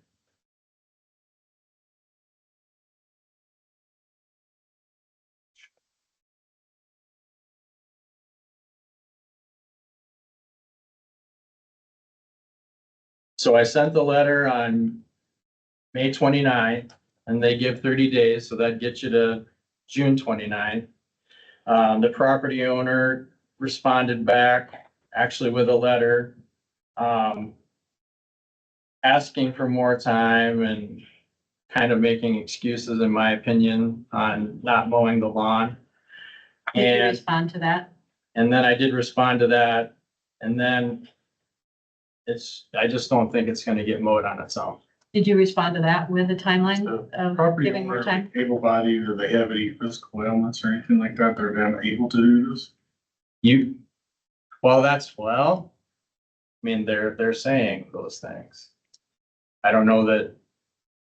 So the only other thing I can think of, if you wanted to hold off, is that I could send one more letter. I mean, you probably wouldn't mow it at this point. Like, if you waited another 30 days, you'd be into October. Yeah, I just didn't know the timing of things, how it's all been done. Yeah, If there a start over because it didn't get done. I mean, that's why I wondered, when they asked for more time, did you give them a deadline for more time? right. I guess I should look at this. It doesn't look like I sent a letter, but I talked to her and said 30 more days. I knocked on the door and talked to her. And, but no, I didn't send a letter. So I don't know that I'm outside. I mean, I do believe we have the authority to mow it now, based on how the nuisance ordinance, if you look at the ordinance, I do have that here. And basically, they would have to have requested a hearing, which they didn't request. Gotcha. So, But it's up to you. I mean, as a board, I'm okay with it. If you want me to just send another letter. I mean, we might be looking at if I do that, by that point, we're probably just looking to see if next year we're gonna run into it again, if you ask me, but And did they give any reason like, oh, these are wildlife flowers that we want to make our yard into a whole wildlife? Or, let me get to the letter. I only have one copy of the letter, but I do have it here if you want to read it. If you want, oh, it's long, yes. I forgot about how long it was, but, You have highlights of, like, the reason. well, she says she's made, in the letter, now we're talking about the letter. Yeah. She says she's made an effort to remedy the dense vegetation, but due to my own health concerns, I have not yet finished. So there's where, yes, she is. And I mean, I'm not an expert in assessing people's abilities or health concerns. Right. No, I understand. But yeah, but she is bringing up health concerns, so I don't want to mislead you. So, So this is Jen. I've got nuisance orders back all the way from 2022 on this same property, that with the vegetation and it not being mowed. So it seems like that every year that this is a big problem for this person. And I mean, I've got them, like I said, back to 2022. but so I guess my question, Jen, is if it's been since 2022, what follow-up did the department make? Did anything get done in 2022? I think, and then that's again, when Jeff was here, I can look at my system and see if they actually, I know I've got pictures. I think that Jeff took the pictures, but yeah, because it does look like the inside of his truck or in the inside of the truck. But I can look and see, I think there was, letters sent out to her and they never got a response, but I can double check. If you guys want to hold on for a minute, I can look at my system. It's no big deal. I should I have don't looked believe at it. there's ever been any follow-up to remedy anything since 2022. right, if I had to guess, I would say likely just letters. And We got trees growing. yeah, and so, no, I mean, these aren't easy, just by the way. Yeah. These nuisance complaints are not easy because I think the last discussion we had, Jim Jorgensen brought it up, one person's trash is another person's treasure. Yeah, And so then you get into a discussion, is it native vegetation Yeah. or all these, or is it weeds or sucker trees? And I mean, I honestly do wish that I could give you just this perfect answer, but so the really last communication was verbal, May or June, yes, saying, verbal. we'll give you 30 days. There's been no communication since then. That is correct. I want to make sure as accurate as possible here. So, And so Todd, is there anything that there should be a communication before you just send someone on this property? Or someone If to, you give them the notice and the hearing date, you can do the abatement action. Like, you've given them a hearing option. They haven't responded in any way, right, Jesse, to your prior Right. notices? right, just, well, but they did. Those They notices did, give but you saying they all- wanted more time. yeah, they did ask for more time, but they did not request a hearing. And then how much time did they ask for and when was that? I believe it You was, don't have to grant them more time just because they asked for it. I mean, I verbally talked to her and did tell her that they'd give her another 30 days. Verbally said 30 days. I don't know if you Right. heard him. Right. yeah. No, I mean, I guess you it's can do just, what you want. You can give them more time if you want. You can go in and abate. I mean, right, they obviously are asking for more time. They acknowledge that there's an issue, so. Well, do you give them notice saying that, this Melina is going to be on the property on this date to mow? Not necessary, no, Not necessary? no. I mean, it wouldn't hurt, but it's not necessary. You just don't want them walking in on a, Yeah. what could be a volatile situation. It wouldn't hurt to tell them that we're coming. Suggestion would be to have at least a deputy out there if that's the case. I would, just in case some hostile, that's just my opinion. Yeah, like I said, I wish these situations were easier than they are. My experience has been they never are simple or easy. So do we consider the health concerns that were brought up? And I mean, I know I could go to the Board of Health and discuss those things, and that's what I could do too. I do respect the board's opinions, and so like if the board feels like that's a direction we should be going, that we should be taking that route, I can. To me, it just almost feels like you gave her 30 days, and maybe there just be a follow-up letter saying, we've given you more than 30 days. And No, sometime between here and here, we're remedying the issue. So like a final letter. yeah. Yeah.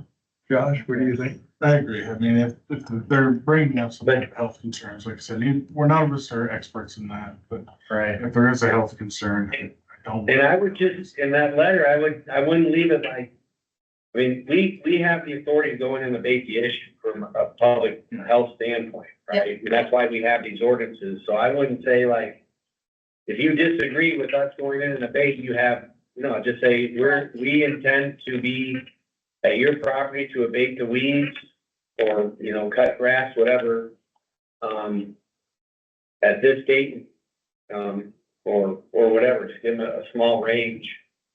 Yep. That we are gonna do it. All right. And to be honest with you, I wouldn't probably give them another 30 days because she didn't respond back to that letter until June 30th, and Jesse sent it out on 5/27. So, if she's had time, this is what, September? I mean, I guess to me, I would give her at least 14 days to say, hey, this is what's happening. If we don't hear with you within 14 days, then we are going to be out there mowing. Oh, I don't think there's until we hear from you. I don't think there's until we hear from you. Well, I think we're gonna be out there We're gonna be- in this window of time. okay, we'll be out there. Okay. I just didn't know because you guys were like, okay, we're gonna give her so many days, and No. I guess You already what did just that. say is Right. just do it in 14 days, you know? Okay. And maybe certified letter. Yep. And they still have that letter. Yep, that's the protocol. You are 100% spot on. So I will send, and we're gonna have a Board of Health meeting here in a week, so I'll go ahead and get the letter sent out and then communicate also with the Board of Health that, we're gonna go ahead and just send another letter just saying, hey, if this isn't abated, we're going to We'll be go there. ahead and, so So we're gonna. All right. approve The money. I guess that is a And question. they if you know want- that they're gonna be billed that $660. That's the next thing, because you're gonna assess the taxes for whatever that cost is. Yeah. Ends up being. So I guess that's another quick question. If you wanted to make a motion, I am going to send the letter. I didn't know if you wanted to approve the Board of Supervisors paying 660 if it came to that point, or do you want me to come back to the board again, which I can? I think, If that, the other issues that we've had with nuisance have been in the $10,000 range. You don't have that in your budget, and there wasn't to amend, so those went. This probably could go through your Board of Health budget potentially, and then it's amended later to pick it up, since it is a Board of Health expense.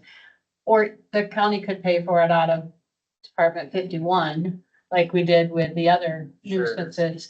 But those were because of the dollar amount that those were paid out of 51 instead of your Department 23. But I could go. I don't have a problem with any direction we go as long as I understand the You're direction not you're gonna thinking. we're- have to cut elsewhere in your budget. Yeah, Yeah. so, Marvin, Can you repeat, who provided the quote? Gage Molina. and I, Molina, Yep. MEL. Oh, Malena, and he lawn mowing has care. a business, and Yep. he's, So I did call the city of Charles City and ask for advice because the primary company that mows lawns is kind of overloaded right now. And so I did talk to, well, I guess I'll just go ahead and say it, Brad Do It All Services. I did talk to him and he's willing to work with me in the future if we have to do this more often. It's just that they're trying to play catch up because it was a wet year. I know it's starting to dry out a little bit now, but Yeah. uh, So, but this person, is he insured? Is he, okay, well, I'll admit, I just asked the city of Charles City and they said they were using them. So they're using this Molina? yes, this Gage Molina. So I guess I'll admit, I just kind of took that as a leap of faith that that would be okay. Is it Gage Molina or is it his business name is? I'm just going by Gage Molina. So, Okay. Go through the Board of Health and then we have to amend the budget later. Yeah. okay. Yeah. All right. All right. Sounds good. So you want some action on that then? Do you need to, when you do that, on the board? Do you want us to take any action, Todd? The Board of Supervisors?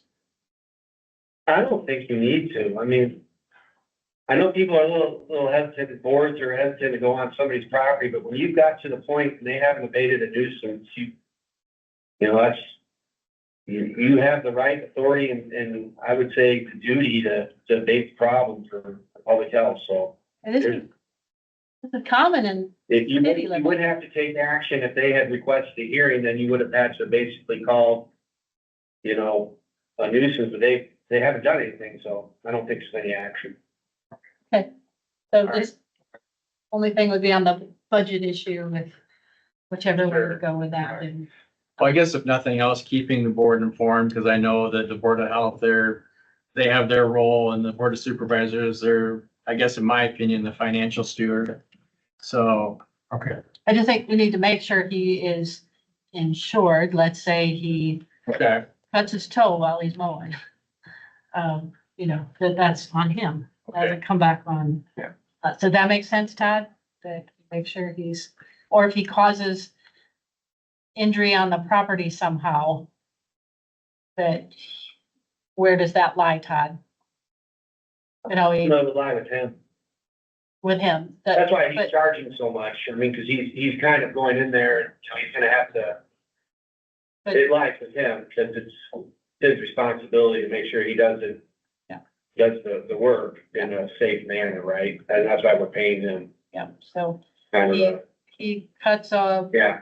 electrical line or something, or a water line or something, it's on his, and Yeah. do we need to make sure that we need to vet him for that he's got that coverage? Bonding. Yeah, he should be bonded or insured in some way, right? This is a professional company or, You can ask him. I'll admit, That's the only thing, being make sure. completely it's- upfront to you, I asked the city of Charles City and they said they used Gage for various things and I'll admit, I just kind of went with it. Just- Okay. So, I would All right. follow up with him to see Yeah. if he's insured. okay. It's- Okay, Jess. All right, thank you. Yeah, thank you.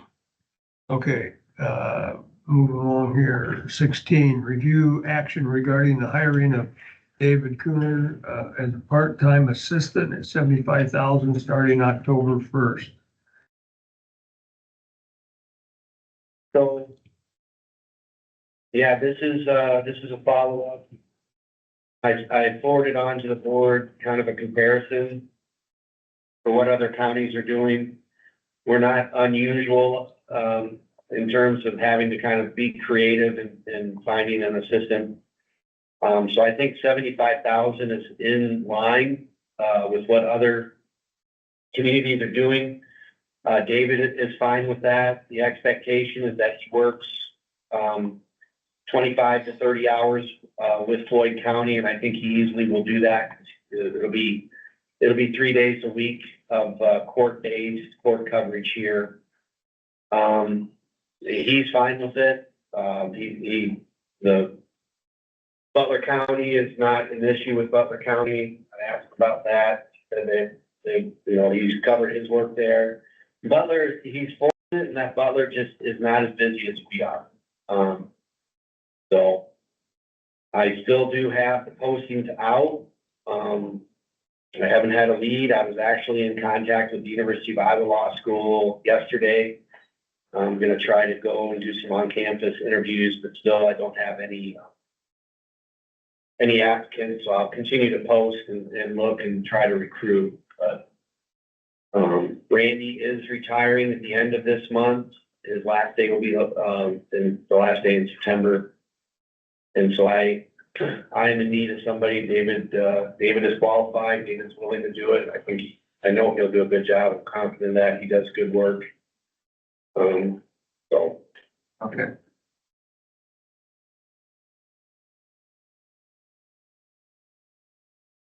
And if we find somebody, then we let him go, right? I mean, that's basically, Right. yeah, Yeah, we're not locked in with David or anything. okay. Yeah, I think he would be happy if we found somebody. Yeah. He's done this before. He actually had to do this for 2 years for Hardin County with the same arrangement. Okay, So I just was just doing the math on the 75,000. We've got a unique situation because we went from a full-time county attorney to a part-time county attorney. We did a formula to justify what Randy's salary as a full-time assistant county attorney should be. And now we've got the situation where we've got a part-time county attorney and we're looking at a part-time county assistant, and the code has that 85% cap. And this does fall within, if you were to look at your salary, your current salary, and, divide the 75,000 into your current salary, that is 84.52%. So we're in that max of 85% per code. If you look at it that way, I don't know what the best way is to look at it. But the numbers fit, I would say, Todd, with what you're doing Yeah, here. well, and I think it fits too, because, David, let's be honest, like, he'll probably do 30 to 35, if not some weeks more than 40. It just kind of depends on the week. But he's looking at about, given Randy's salary, he's looking at 30 hours, 25 to 35, probably averaging around 30 hours a week. That's about 75% of where Randy's at too, so. Yeah, that would follow suit, yeah. okay, Well, I don't know, I talked with law enforcement, city, county stuff, and I think we want to try to get a full-time person. So we have to. Yeah. yeah, There's nobody's gonna argue against that. Yeah. yeah, So, yeah, I say just, like you said, Boyd, keep those going and, yeah, exactly. I'll make the motion that we, hire David as part-time assistant, 75,000, starting October 1st. I have a second. I'll second. Josh, second. Okay, any more discussion? Seeing, hearing none. Those in favor, say aye. Aye. Aye. All those opposed? Passed. Okay. 17, note the termination of recorder's assistant. Up here, I've been told before that people can't hear my voice, so, yeah, unfortunately, I have a position open now, so I'm looking to fill that assistant position. I'm not, at this point, planning on advertising as an assistant position, but as a clerk, starting the same salary with Denise of the $23 range, and then that they'll have their ability to work their way up. So I'm hoping to keep maybe both of them a little closer in salary than having it so split apart as to what I had previously. So that's, I guess, what my plan is. So we're spread a little thin right now with just Denise and I, but I'll do the best. I have no plans to be taken on for a few months, if not more. So doing any, hopefully. I had to cancel a medical appointment yesterday. That's okay. Well, I'm gonna colonoscopy off for another year. Stuff like that. Yeah, that's okay. So. You said you're not going to advertise or? I'm going to advertise, but not as an assistant position, sorry, I could have had the agenda worded maybe a little different. I will plan on advertising as a clerk position and with possibility of advancement. Okay. So. okay, this is where I know you're not gonna be happy with this part of the conversation, but this is where I think we need to look at property tax reform. You don't get these opportunities very often. And I don't know how Morgan feels about this either. But a few years ago, or a couple of years ago, we talked about sharing a person between the auditor's office and the auditor's office. It was pretty much a done deal, and then Supervisor Kewen started the meeting with, I think she needs a full-time person. And then it all went off track from where the conversation had been the week prior. And so it's often when you hire a part-time person, you don't get a person that's gonna stay for very long. That's the problem with it. But I think if you look at this a little differently and you offer a full-time person that could be shared between these two offices, I think it could satisfy both needs for the departments. And I didn't pull any numbers this time, but a couple years ago, I did have the numbers pulled. It doesn't, to have a full-time and a part-time person compared to, part-time person doesn't get the benefits other than IFRS. They don't get insurance, that type of thing. But a full-time, rather than 1.5 people, I do think we could get by with one full-time person between the two departments. But again, I don't know how Morgan feels about it. I know, Amy, you're not gonna be happy with that. I've already, I guess to let you guys know, I've already done a shared position. I actually, in 21, when I became recorder, was appointed recorder. The board did not allow me hire full-time, so I went with part-time, the 29 hours. And to do part-time, I only had 5 applicants, nobody with accounting experience. So I did hire someone, and then when Jesse left my office to advance to treasurer, then, that person moved up and maybe not as qualified as somebody else that could have been as a full-time. So you have that when you're hiring part-time. I then, also, before Jesse left my office, Kim was realizing that there wasn't, there's no benefits with part-time. It is no sick time. There's very little vacation and the pay. I did a shared position with the treasurer's office when Janelle left. So Frank and I did a shared position, and so that was 10 hours less in my office per week, which was a struggle. And then that person needed to know, both offices needed to know all the duties, but get paid the least. So they were gonna stick around there either, and then when Jesse moving on, that had the ability for advancement. So I guess it's a challenge, and especially now since I have somebody that's 3 months in my office as well, that's gonna put me even more shorter staffed, I guess, for abilities. So Just, you were looking at sharing a full-time. What's the bottom line? What's the savings on that, did you think? I think it was around $35,000-$40,000. Yeah. We just don't get these opportunities very often, and we're faced with property tax reform that, we're in our 3rd year now of property tax reform. It's not gonna get easier. And these are tough decisions looking at a bigger picture, just one department of what do we want to do? I mentioned before about the meeting, the ISAC meeting, and the different ideas that counties are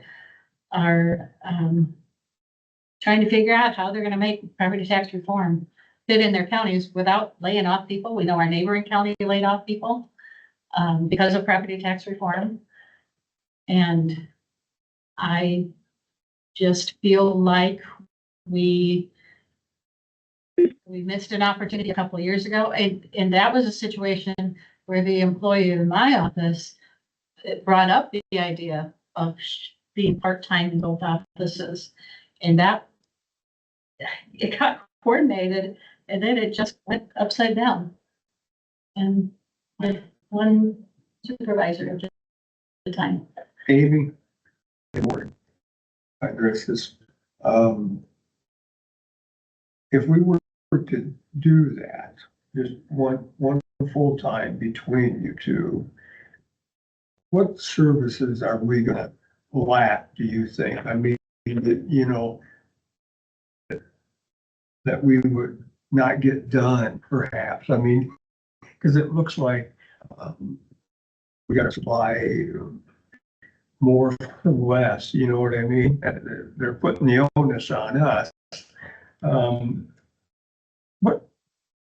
what wouldn't get done service-wise if we I think can't my only keep thing up? is if you get a person that's gonna stay, because I need, like I said, need to know everything in both offices or mine, and they need to be all cross-trained because, there's only 3 of us we work with. I need to know everything about records, DNR and reporting. Reporting is about 50% of our duties, and I'd say DNR 25 and vitals the other, 25. So, and then whatever her duties of a part-time would be, you know, in addition, what would lack, I guess, is, again, that person, if I'm gone or Denise is gone, say a week at a time, that person's got to be in my office, you know, for that whole week, not in the, you know, so we have to coordinate schedules, I guess is one thing. I guess for lacking, I guess just our own sanity a little bit, you know.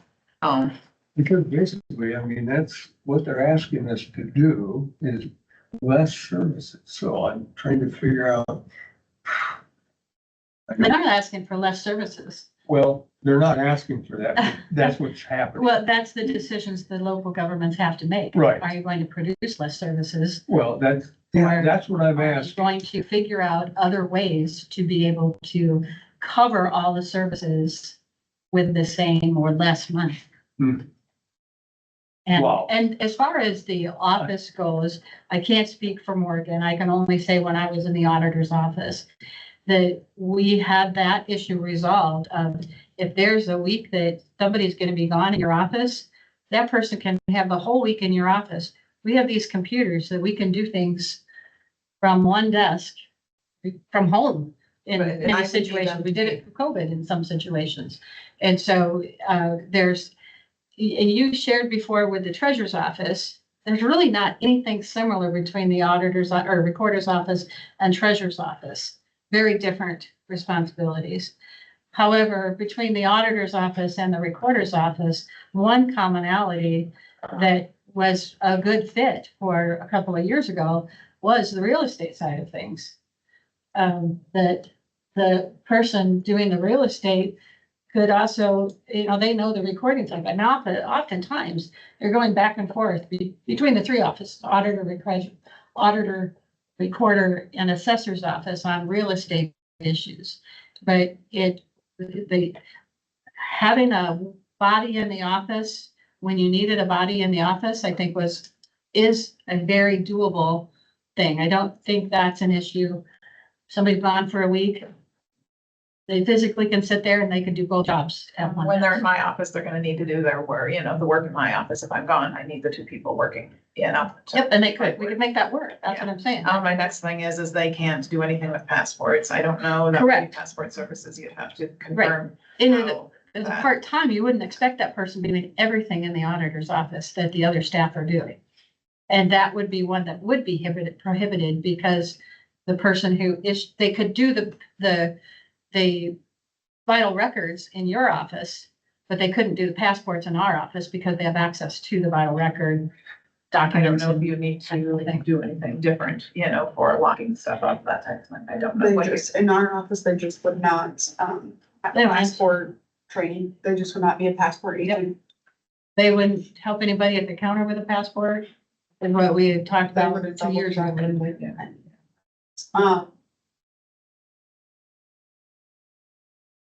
From the budget side, I get it. I understand that. I understand that a lot. From my experience, I understand less than a year. When I am currently in the process of rehiring, my part-time person. So my part-time person went full-time, when a full-time position opened in my office. So I have interviews currently scheduled, for that part-time position. And they're under the impression that they're coming in for part-time interviews. So that would be one hurdle. Another thing, is that when I had my part-time person, they were busy for all 29 hours.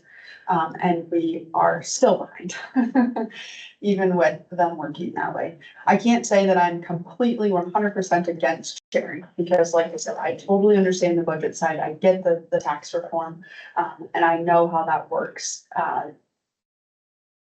for the people side, I do see it be more beneficial to share maybe with the recorder's office than the treasurer's office because those are so different in my position. However, I know I can keep that person busy. So. It's tough. I'm It's a just very gonna tough say, decision. at this table, this potentially is our first decision of these three members.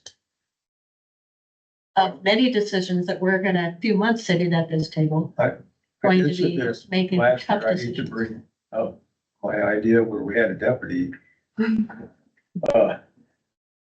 retire, you know, Oh. we don't know how that went. So, Josh, you got any feelings on this? I'm just gonna say right now, my hiring is gonna be $7 less per hour, so there will be a savings in my office. I mean, money's in my budget now, you know, but I won't be utilizing all my budget. So, I'm all for saving money, I'm all for factor format, I get it, I mean, that's the premise that I stand behind. But also as a manager of a department myself, I also understand when you're part-time people, because I have part-time people as well, and then, you know, they're scheduled for part-time hours and I have them working full-time hours. And agree, a lot of times your part-time people, not always are the ones that are as, I don't want to say as qualified, but as dedicated to the role as what a full-time person would be. So I can see it going either way, to be honest with you. But I also can see the challenges of sharing somebody between two different departments.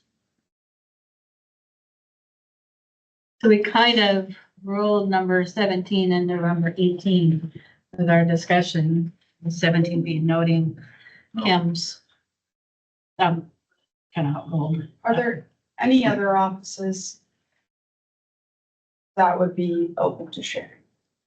I can see the better, I can see the fit that you guys are trying to discuss between our two offices. Is there any other offices that have part-times that would be a better fit? it's hard to keep part-time people, so that's, you know, and the hours, that's where it didn't, I mean, it was 17 and a half as shared versus 29, that's huge. You know, so. You're looking for a full-time person, right? Correct. Yes, and our office has always had 3 full-time. I guess I've been going through the office clear before Morgan was born. 91, I worked for the abstract office from 91 to 95, and so working with recorder's office, and I actually started part-time in the recorder's office 94 and 95, and then I went to the city for 2 years, and back in 97, the recorder's office, and we've always had 3 full-time. In the years that it was just a part-time, the 2 years there was, the recorder had, her husband was ill with cancer, so she needed another employee, so that's how it was at that time. So there have been changes over those years as well. One, for example, being passports. Passports used to be issued out of the recorder's office, but because of that vital records issue, they got moved over to the auditor's office. Recording is entirely different than what it's been in 20, 30 years ago as well, with people aren't walking in the office with recording now because it's all done electronically. You still have to do your work in the office with those recordings. But the traffic isn't as frequent as what it has been. Correct, we're just, I mean, obviously working with our computers more, but we're, I mean, declining documents just as well. I mean, it's, instead of mailing stuff back, something's not right, we just, you know, can decline it electronically and not send it back. So it's a lot of reviewing that way. There's more real estate that's recorded now than years past as well. Not saying you wouldn't think there's maybe potentially, you know, property moving, but it seems to be more than years past. So documents are larger, there's more document types to review. So when it comes budget time next year, every department's going to have their validation for doing things the way they do. And again, this is the spot where you have controls of bottom lines of budgets and elected officials, number of employees, that type of thing. This is just the beginning, I'm saying. And we know what we're supposed to be getting from the state, right? I mean, Oh, well, basically. no, Well, because they're gonna bring, I mean, property tax reform didn't pass this last legislative session. So we didn't know where we were going to be. And we don't know, we know there's going to be property tax reform bills again this legislative session. And everything that I hear is you need to figure out how you're going to use your resources and make the most of your resources. Or you're going to be laying off staff. Because your dollars aren't going to be there. our biggest outlay, really. I mean, other-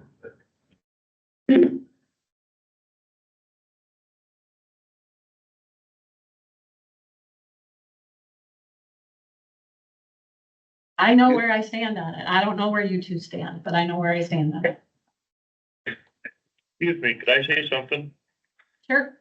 That's Todd, right? Todd. From the VA. And I go to their quarters very often to get DD 214s and other documents, and they are always very busy. And I use them a lot as a single person in the office. They'll cover phone calls if I need it. I've had stuff delivered to them. And I just think that as long as it's in her budget and it ought to stay the same, and then she can deal with the budget cuts when they come. It's the bottom line is it's gonna be her budget. She's the one that's gonna have to eliminate it. So I think we ought to leave it the same and let her provide the service she's providing. That's all. I appreciate what you're saying, Todd. It's just the bottom line with the Board of Supervisors is a $20 million budget, not a couple, $200,000-300,000 budget. I understand that, but she's gonna be the one to cut her budget when it's required. But then is that laying off people? Not necessarily, I guess, if she could find other cuts. Could you find Well, right now- $30,000 in cuts? Right now I'm cutting, I guess, with the salary difference, so. Or I don't know that this is specifically going to help for her, but current process of hiring for part-time, I have 12 applicants and 4 of them to interview that are, qualified to interview. So maybe the pool is better than it has been in the past.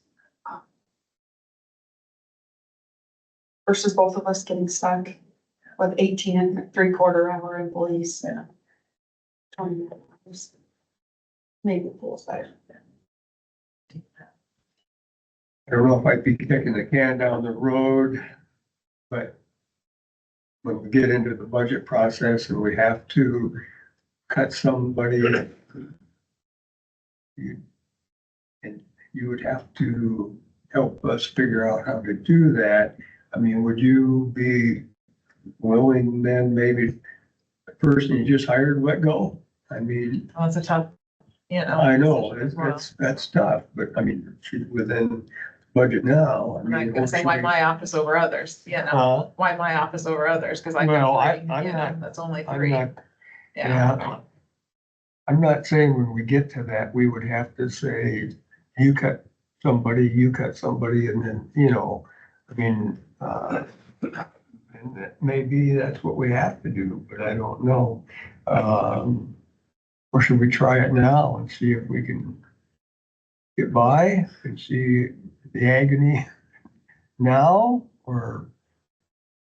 Yeah, I guess the only thing I can think of too is if if the staff's there not trained and people are owed their time off too, if the office has to close some, I don't know if that's an option.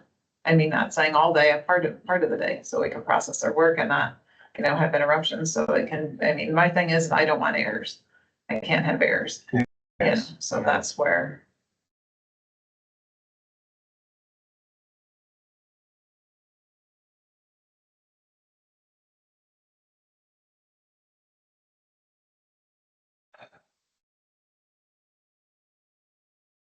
An option throughout before too, which I don't know that I really want to, and customers won't like, but, it's not, some counties do not have, DNR issuing of like fishing, hunting licenses, deer tags and stuff like that. The ones that use us depend on us because they've had errors, and not Tyson's or, the Floyd gas station, because their employees aren't always familiar with the items that they need.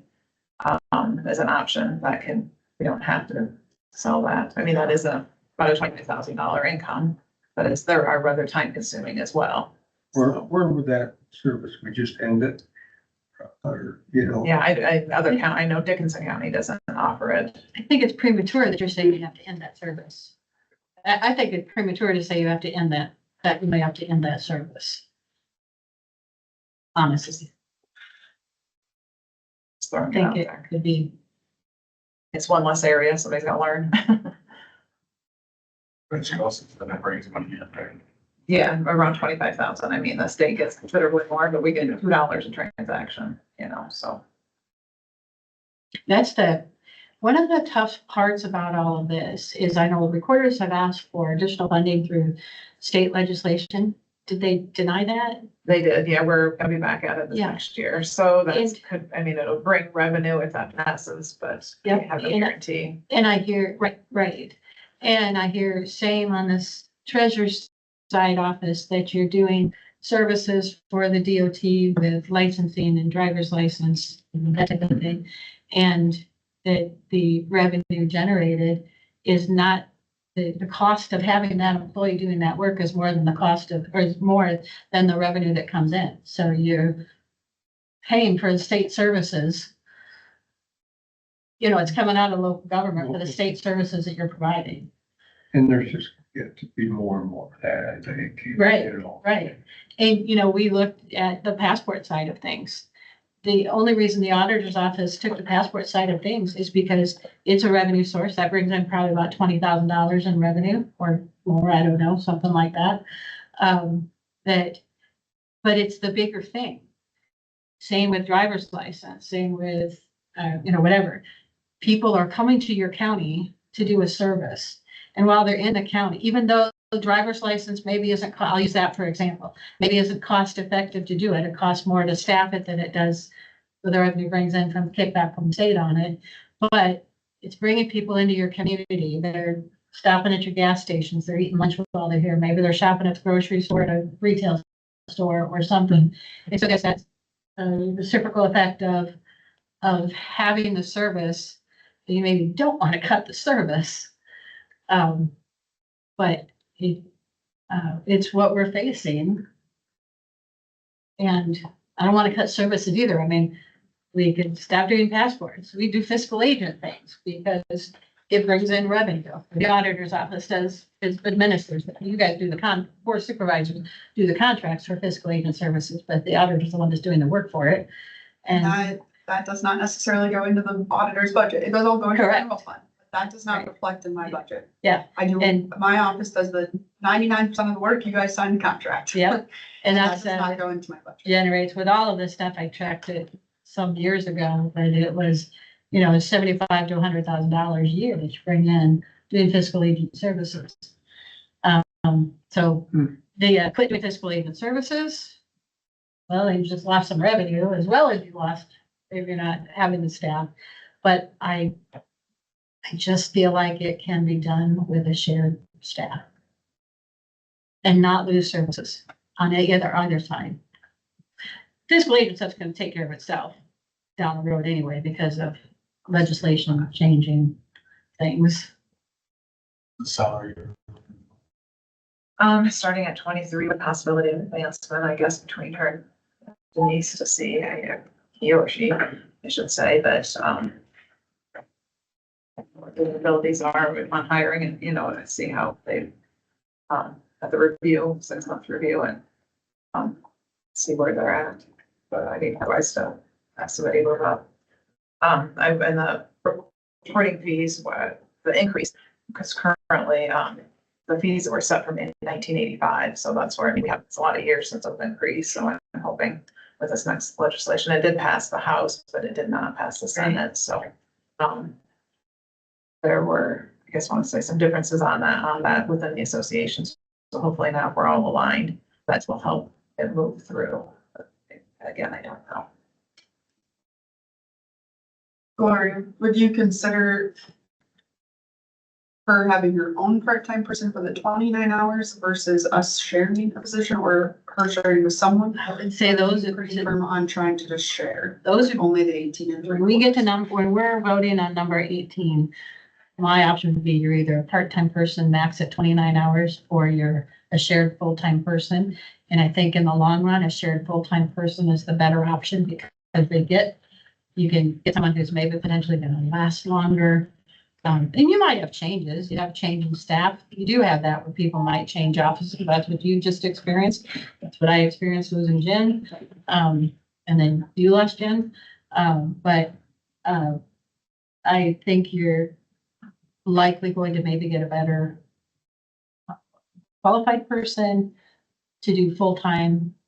And that would save us how much? We figure 35. Jesse, can I say something? Yeah. If it comes to losing DNR, we could absorb it over here in the treasurer's office. I have knowledge of it in the past, working in the recorder's office, and we have a lot of customers that come over here thinking that they're going to do a DNR transaction over here as well. Plus, there is another treasurer's office out there that does DNR services. So I just wanted to give that 2 cents as well. I'm referring to the hunting and fishing licenses. I guess I don't know what you're referring to. If you're referring to snowmobile, ORV, ATV. With that other treasurer's office to see what part of it they do, but the DNR transactions as in hunting and fishing tags, we could absorb over here.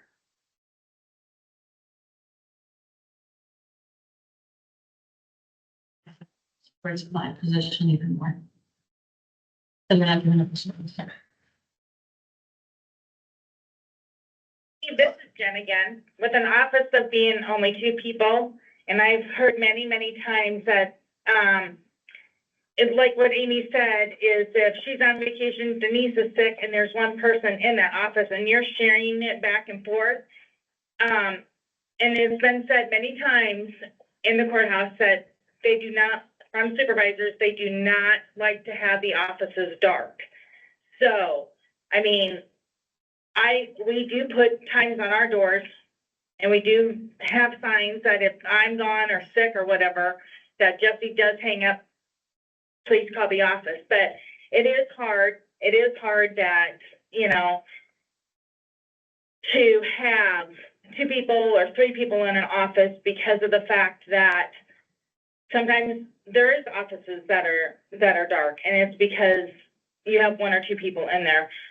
So it is, you know, like I said, with Amy, you know, she could be gone on vacation for a day or 2. Denise could be out just sick, and this person's in there, and then they have to shut the door to go over to next door. I guess that's, you know, I don't know if yeah, I know that if I'm sick, yeah, there is Jesse, but if he's out doing septics or water tests, you know, somebody's going to be like, oh, well, what, I want to go in there and do a building permit. They can't do it. I mean, yes, they could go online, but a lot of them don't want to go online. So I guess my thing is just kind of look at that too.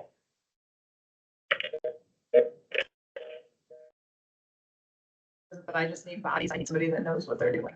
You know, real estate is not easy. There's a lot. I mean, we have like 60 different documents that can be recorded, and there's different things on each that you've got to be familiar with. So, The decision we're gonna make today. Well, just move forward to hiring a full-time person or not?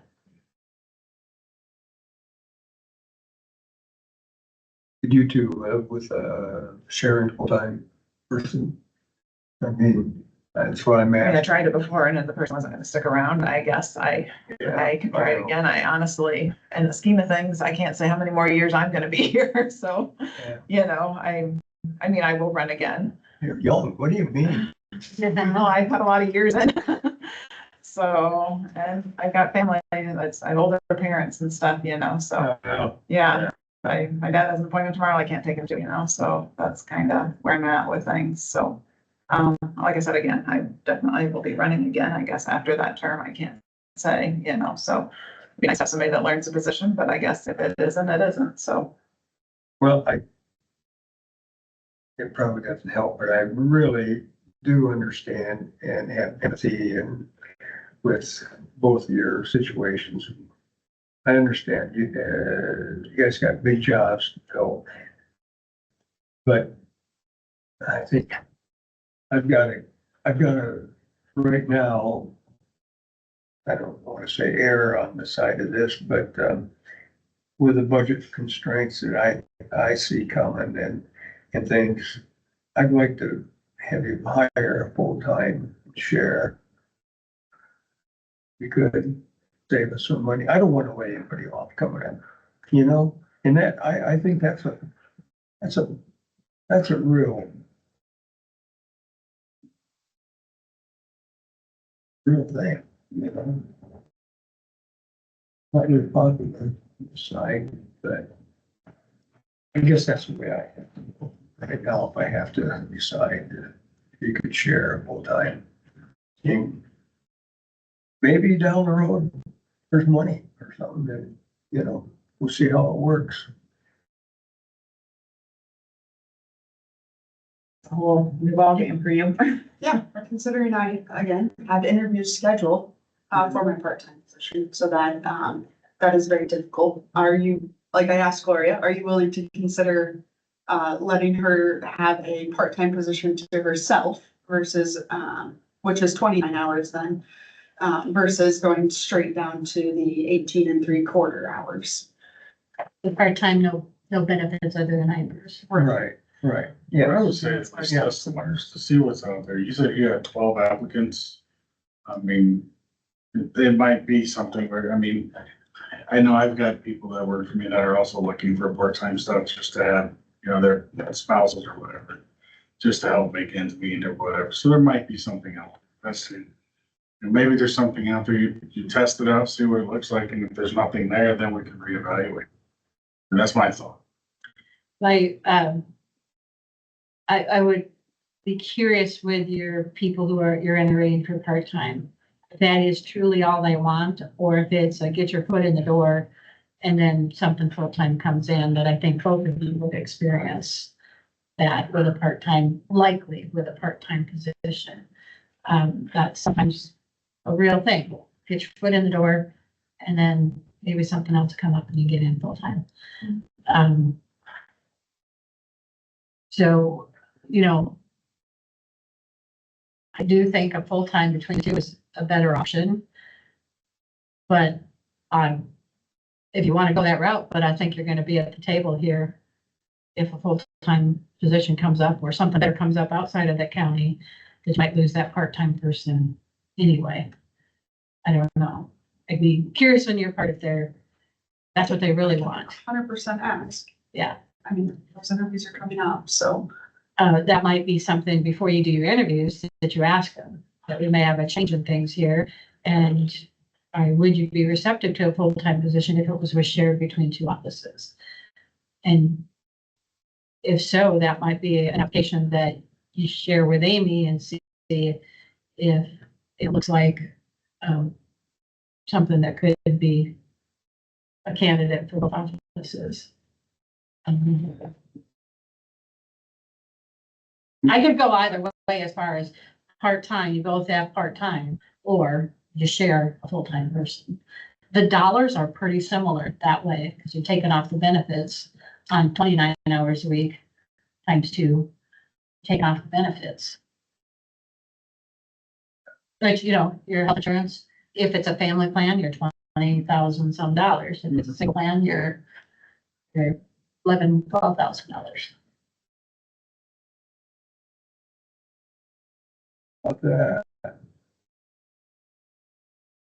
It's I not, guess, yeah, it's not ideal. Like I said, when Jen was in my office, it was 2 years to get her trained.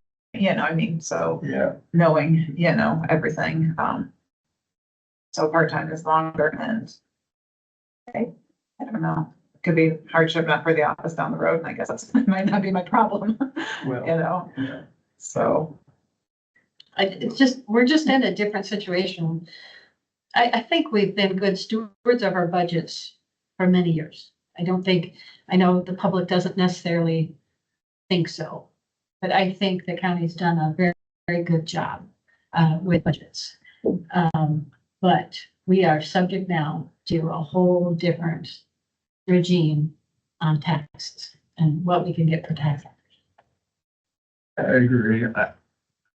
and this is gonna be difficult when reality sets in, you know. And it's kind of we're getting a taste of it here today. So if you, I guess I would support, I mean, if you could share a full-time or part-time, you know.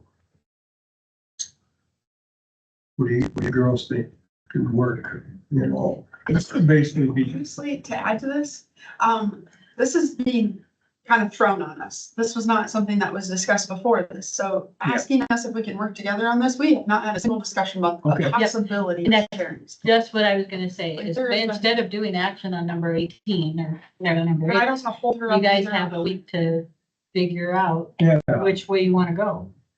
Come back would you next have week. time to talk and get together? We'll look at it next week then, before we take action. Either positions aren't the best in my opinion, I guess, because I've already lived through them, but yeah. So, I mean, you have somebody that isn't gaining everything they need to know in your office, but that's their more hours, they're not gonna stick around, you know, for part time, so. And if that's the case, what you're saying, you decide to go part-time and then it doesn't last, we probably might be in budget season then, and we'll know where we're at dollar-wise with Yeah, whatever property tax. we'll be further down the road, yeah. I don't know if this is a possibility, but do you want to make a motion saying either or are you saying you wanna wait till next week until? Well, you're right, this has been thrown on the two of you. Yeah.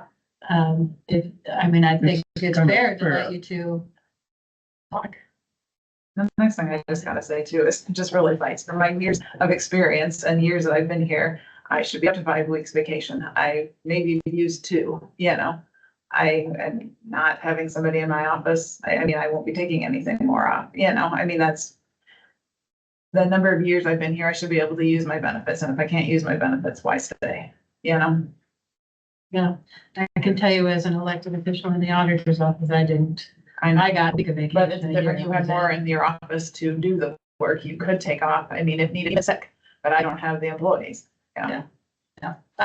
But this resolution, the share one, isn't giving you less opportunities for that time off. Again, they have to have the ability to be in the office and do the work, you know?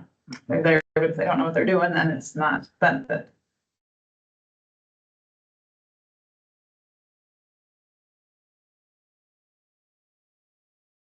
I think we're gonna table this till next week. And, so you guys can talk, okay? And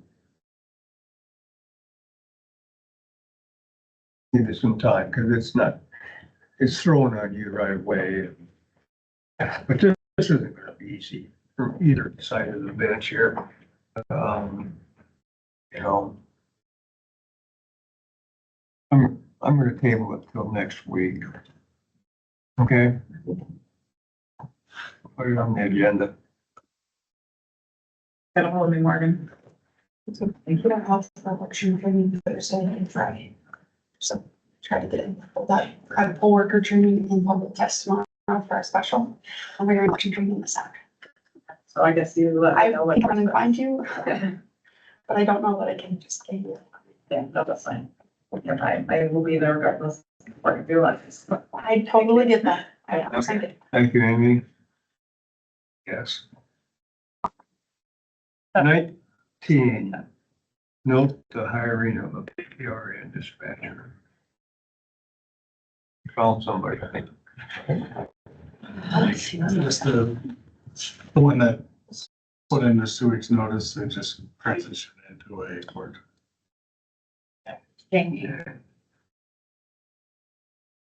Okay. Noted. Number 20, review action regarding setting date and the time of a special election canvass. That special election canvas will need to be September 30th.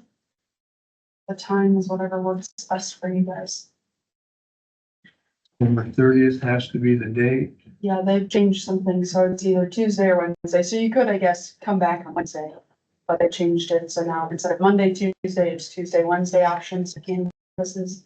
They're meeting this Tuesday, so that leads me to. And is it still that absentees or provisionals are addressed by the Monday before meeting?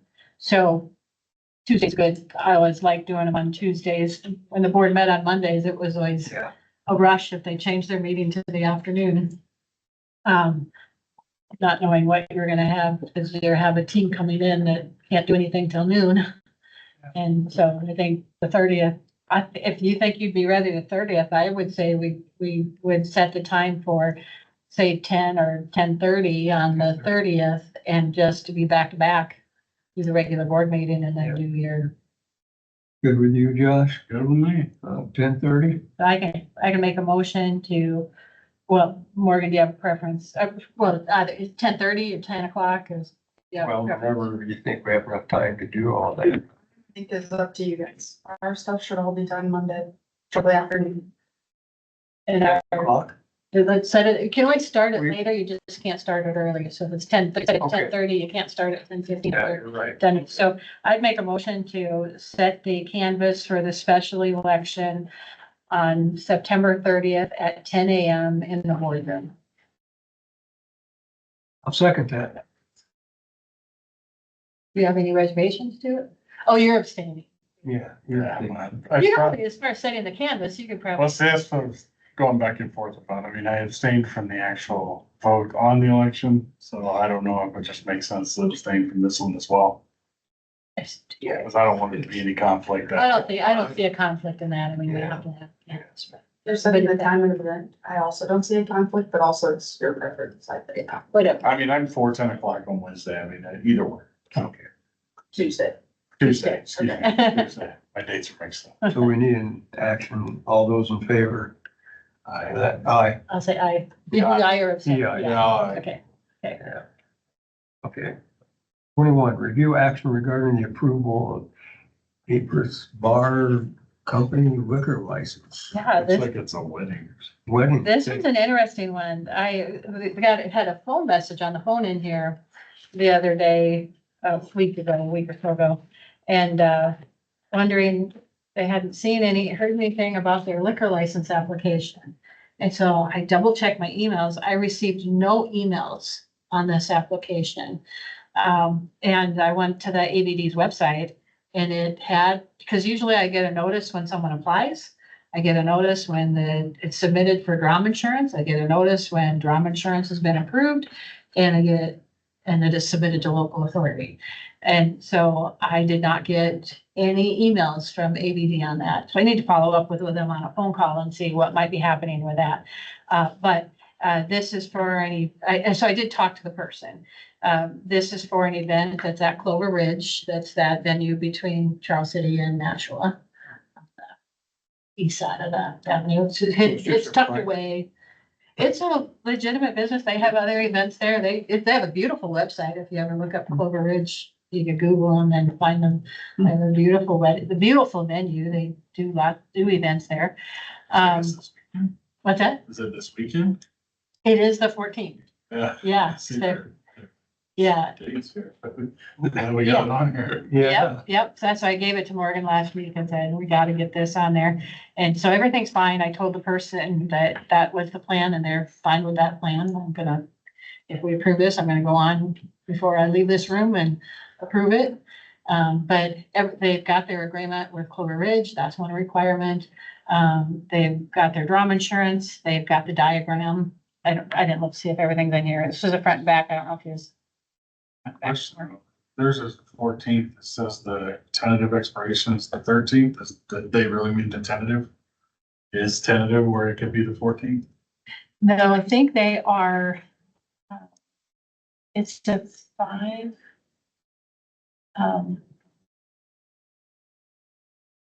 That doesn't make sense. I didn't catch that. I'll have to follow up with her on that. So if we could do a motion to approve it pending, she's got the event date, the 13th. I'll make the motion to approve it. I don't want them to be in Yeah. trouble with anything. Yeah, right. Yeah, I think they'll be fine because the expiration would get them through the 13th. And because they apply for a 5-day license. So I guess it probably whenever it gets approved and then 5 days after that. Yeah, if they could have put that window, you know, requested it for the 12th. Right. And they'd have still at 5 days, it's a 5-day list, but this will get them through the, All right. through the 13th, so they're okay, Right. they're okay with that. I'll make a motion. I would second it. Were you adding a pending clause or not? I don't think we need to, it's, the expiration will get them through the 13th, so they're good. Okay, I have a motion and a second. Approve the April's Bar Company liquor license. All those in favor, say aye. Aye. All those opposed, hearing none, passed. Future agenda items. We'll need to vote on our detention center application. I mean, it's just to renew what was done, my understanding, in 2018, which, you know, we were one of the original, I guess. That,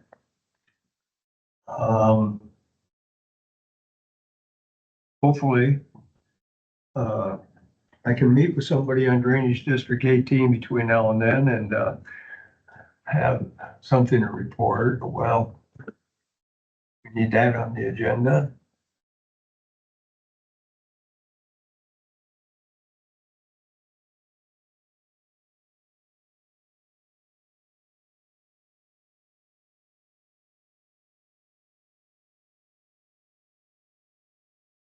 Earlier, you talked about possibly updating on karst topography.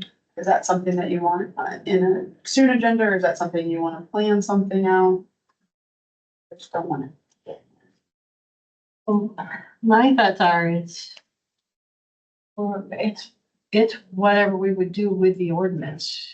And I don't know if you want to do anything like that prior to election or after election. I mean, at this point, I think we're, Well, It all has close to to do- the election, I think. And- Yeah. And this is gonna be amending the ordinance, a lot more discussion, because I think this will also fit into our discussion on the right of way, you know, that we really seriously have to, address this. So maybe we wanna, I think it's next week though. I don't think. no, I think There's next, a lot of data here. I know Derek has done extensive research because he and I talked pretty extensively about it. I still think there's a lot of information to digest, and I don't think it's a week that you're looking at being able to. I don't think it is either. I think you're right. And then, I mean, there was when Derek and I were speaking and you mentioned that you found the additional ones. He was saying that, I think it's DNR is the one when we were talking earlier. I think DNR is the one who actually keeps track of them, but he was saying that there was even some that DNR that- EPA. It just showed up. yeah, that they don't have on their map. Yeah. And then we pointed out a few that were actually growing. Well, There's some yeah. depth changes and stuff. Yeah, I saw the one that we went out and, there's definitely something going on because we haven't had rain for a long time, but there was water, you know. So, yeah, this needs a lot more discussion in time, I think. So, my main concern with them, I would say one of the large concerns, especially with the ones like roadways. We don't budget for what, I think he said we're estimating $500,000, whatever, for repairs. We don't budget that kind of money for things, so it really should be studied. Yeah.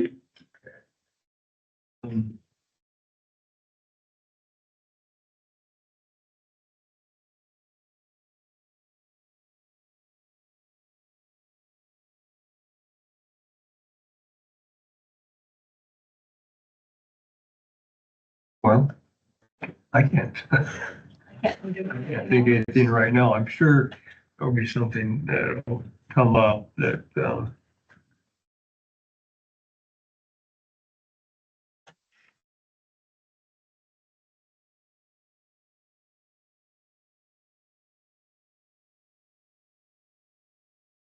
Motion Okay. adjourned. I'll recommend. Motion. Ready? I will second. Second, yeah, we have a motion second. All those in favor say aye. Aye. Aye.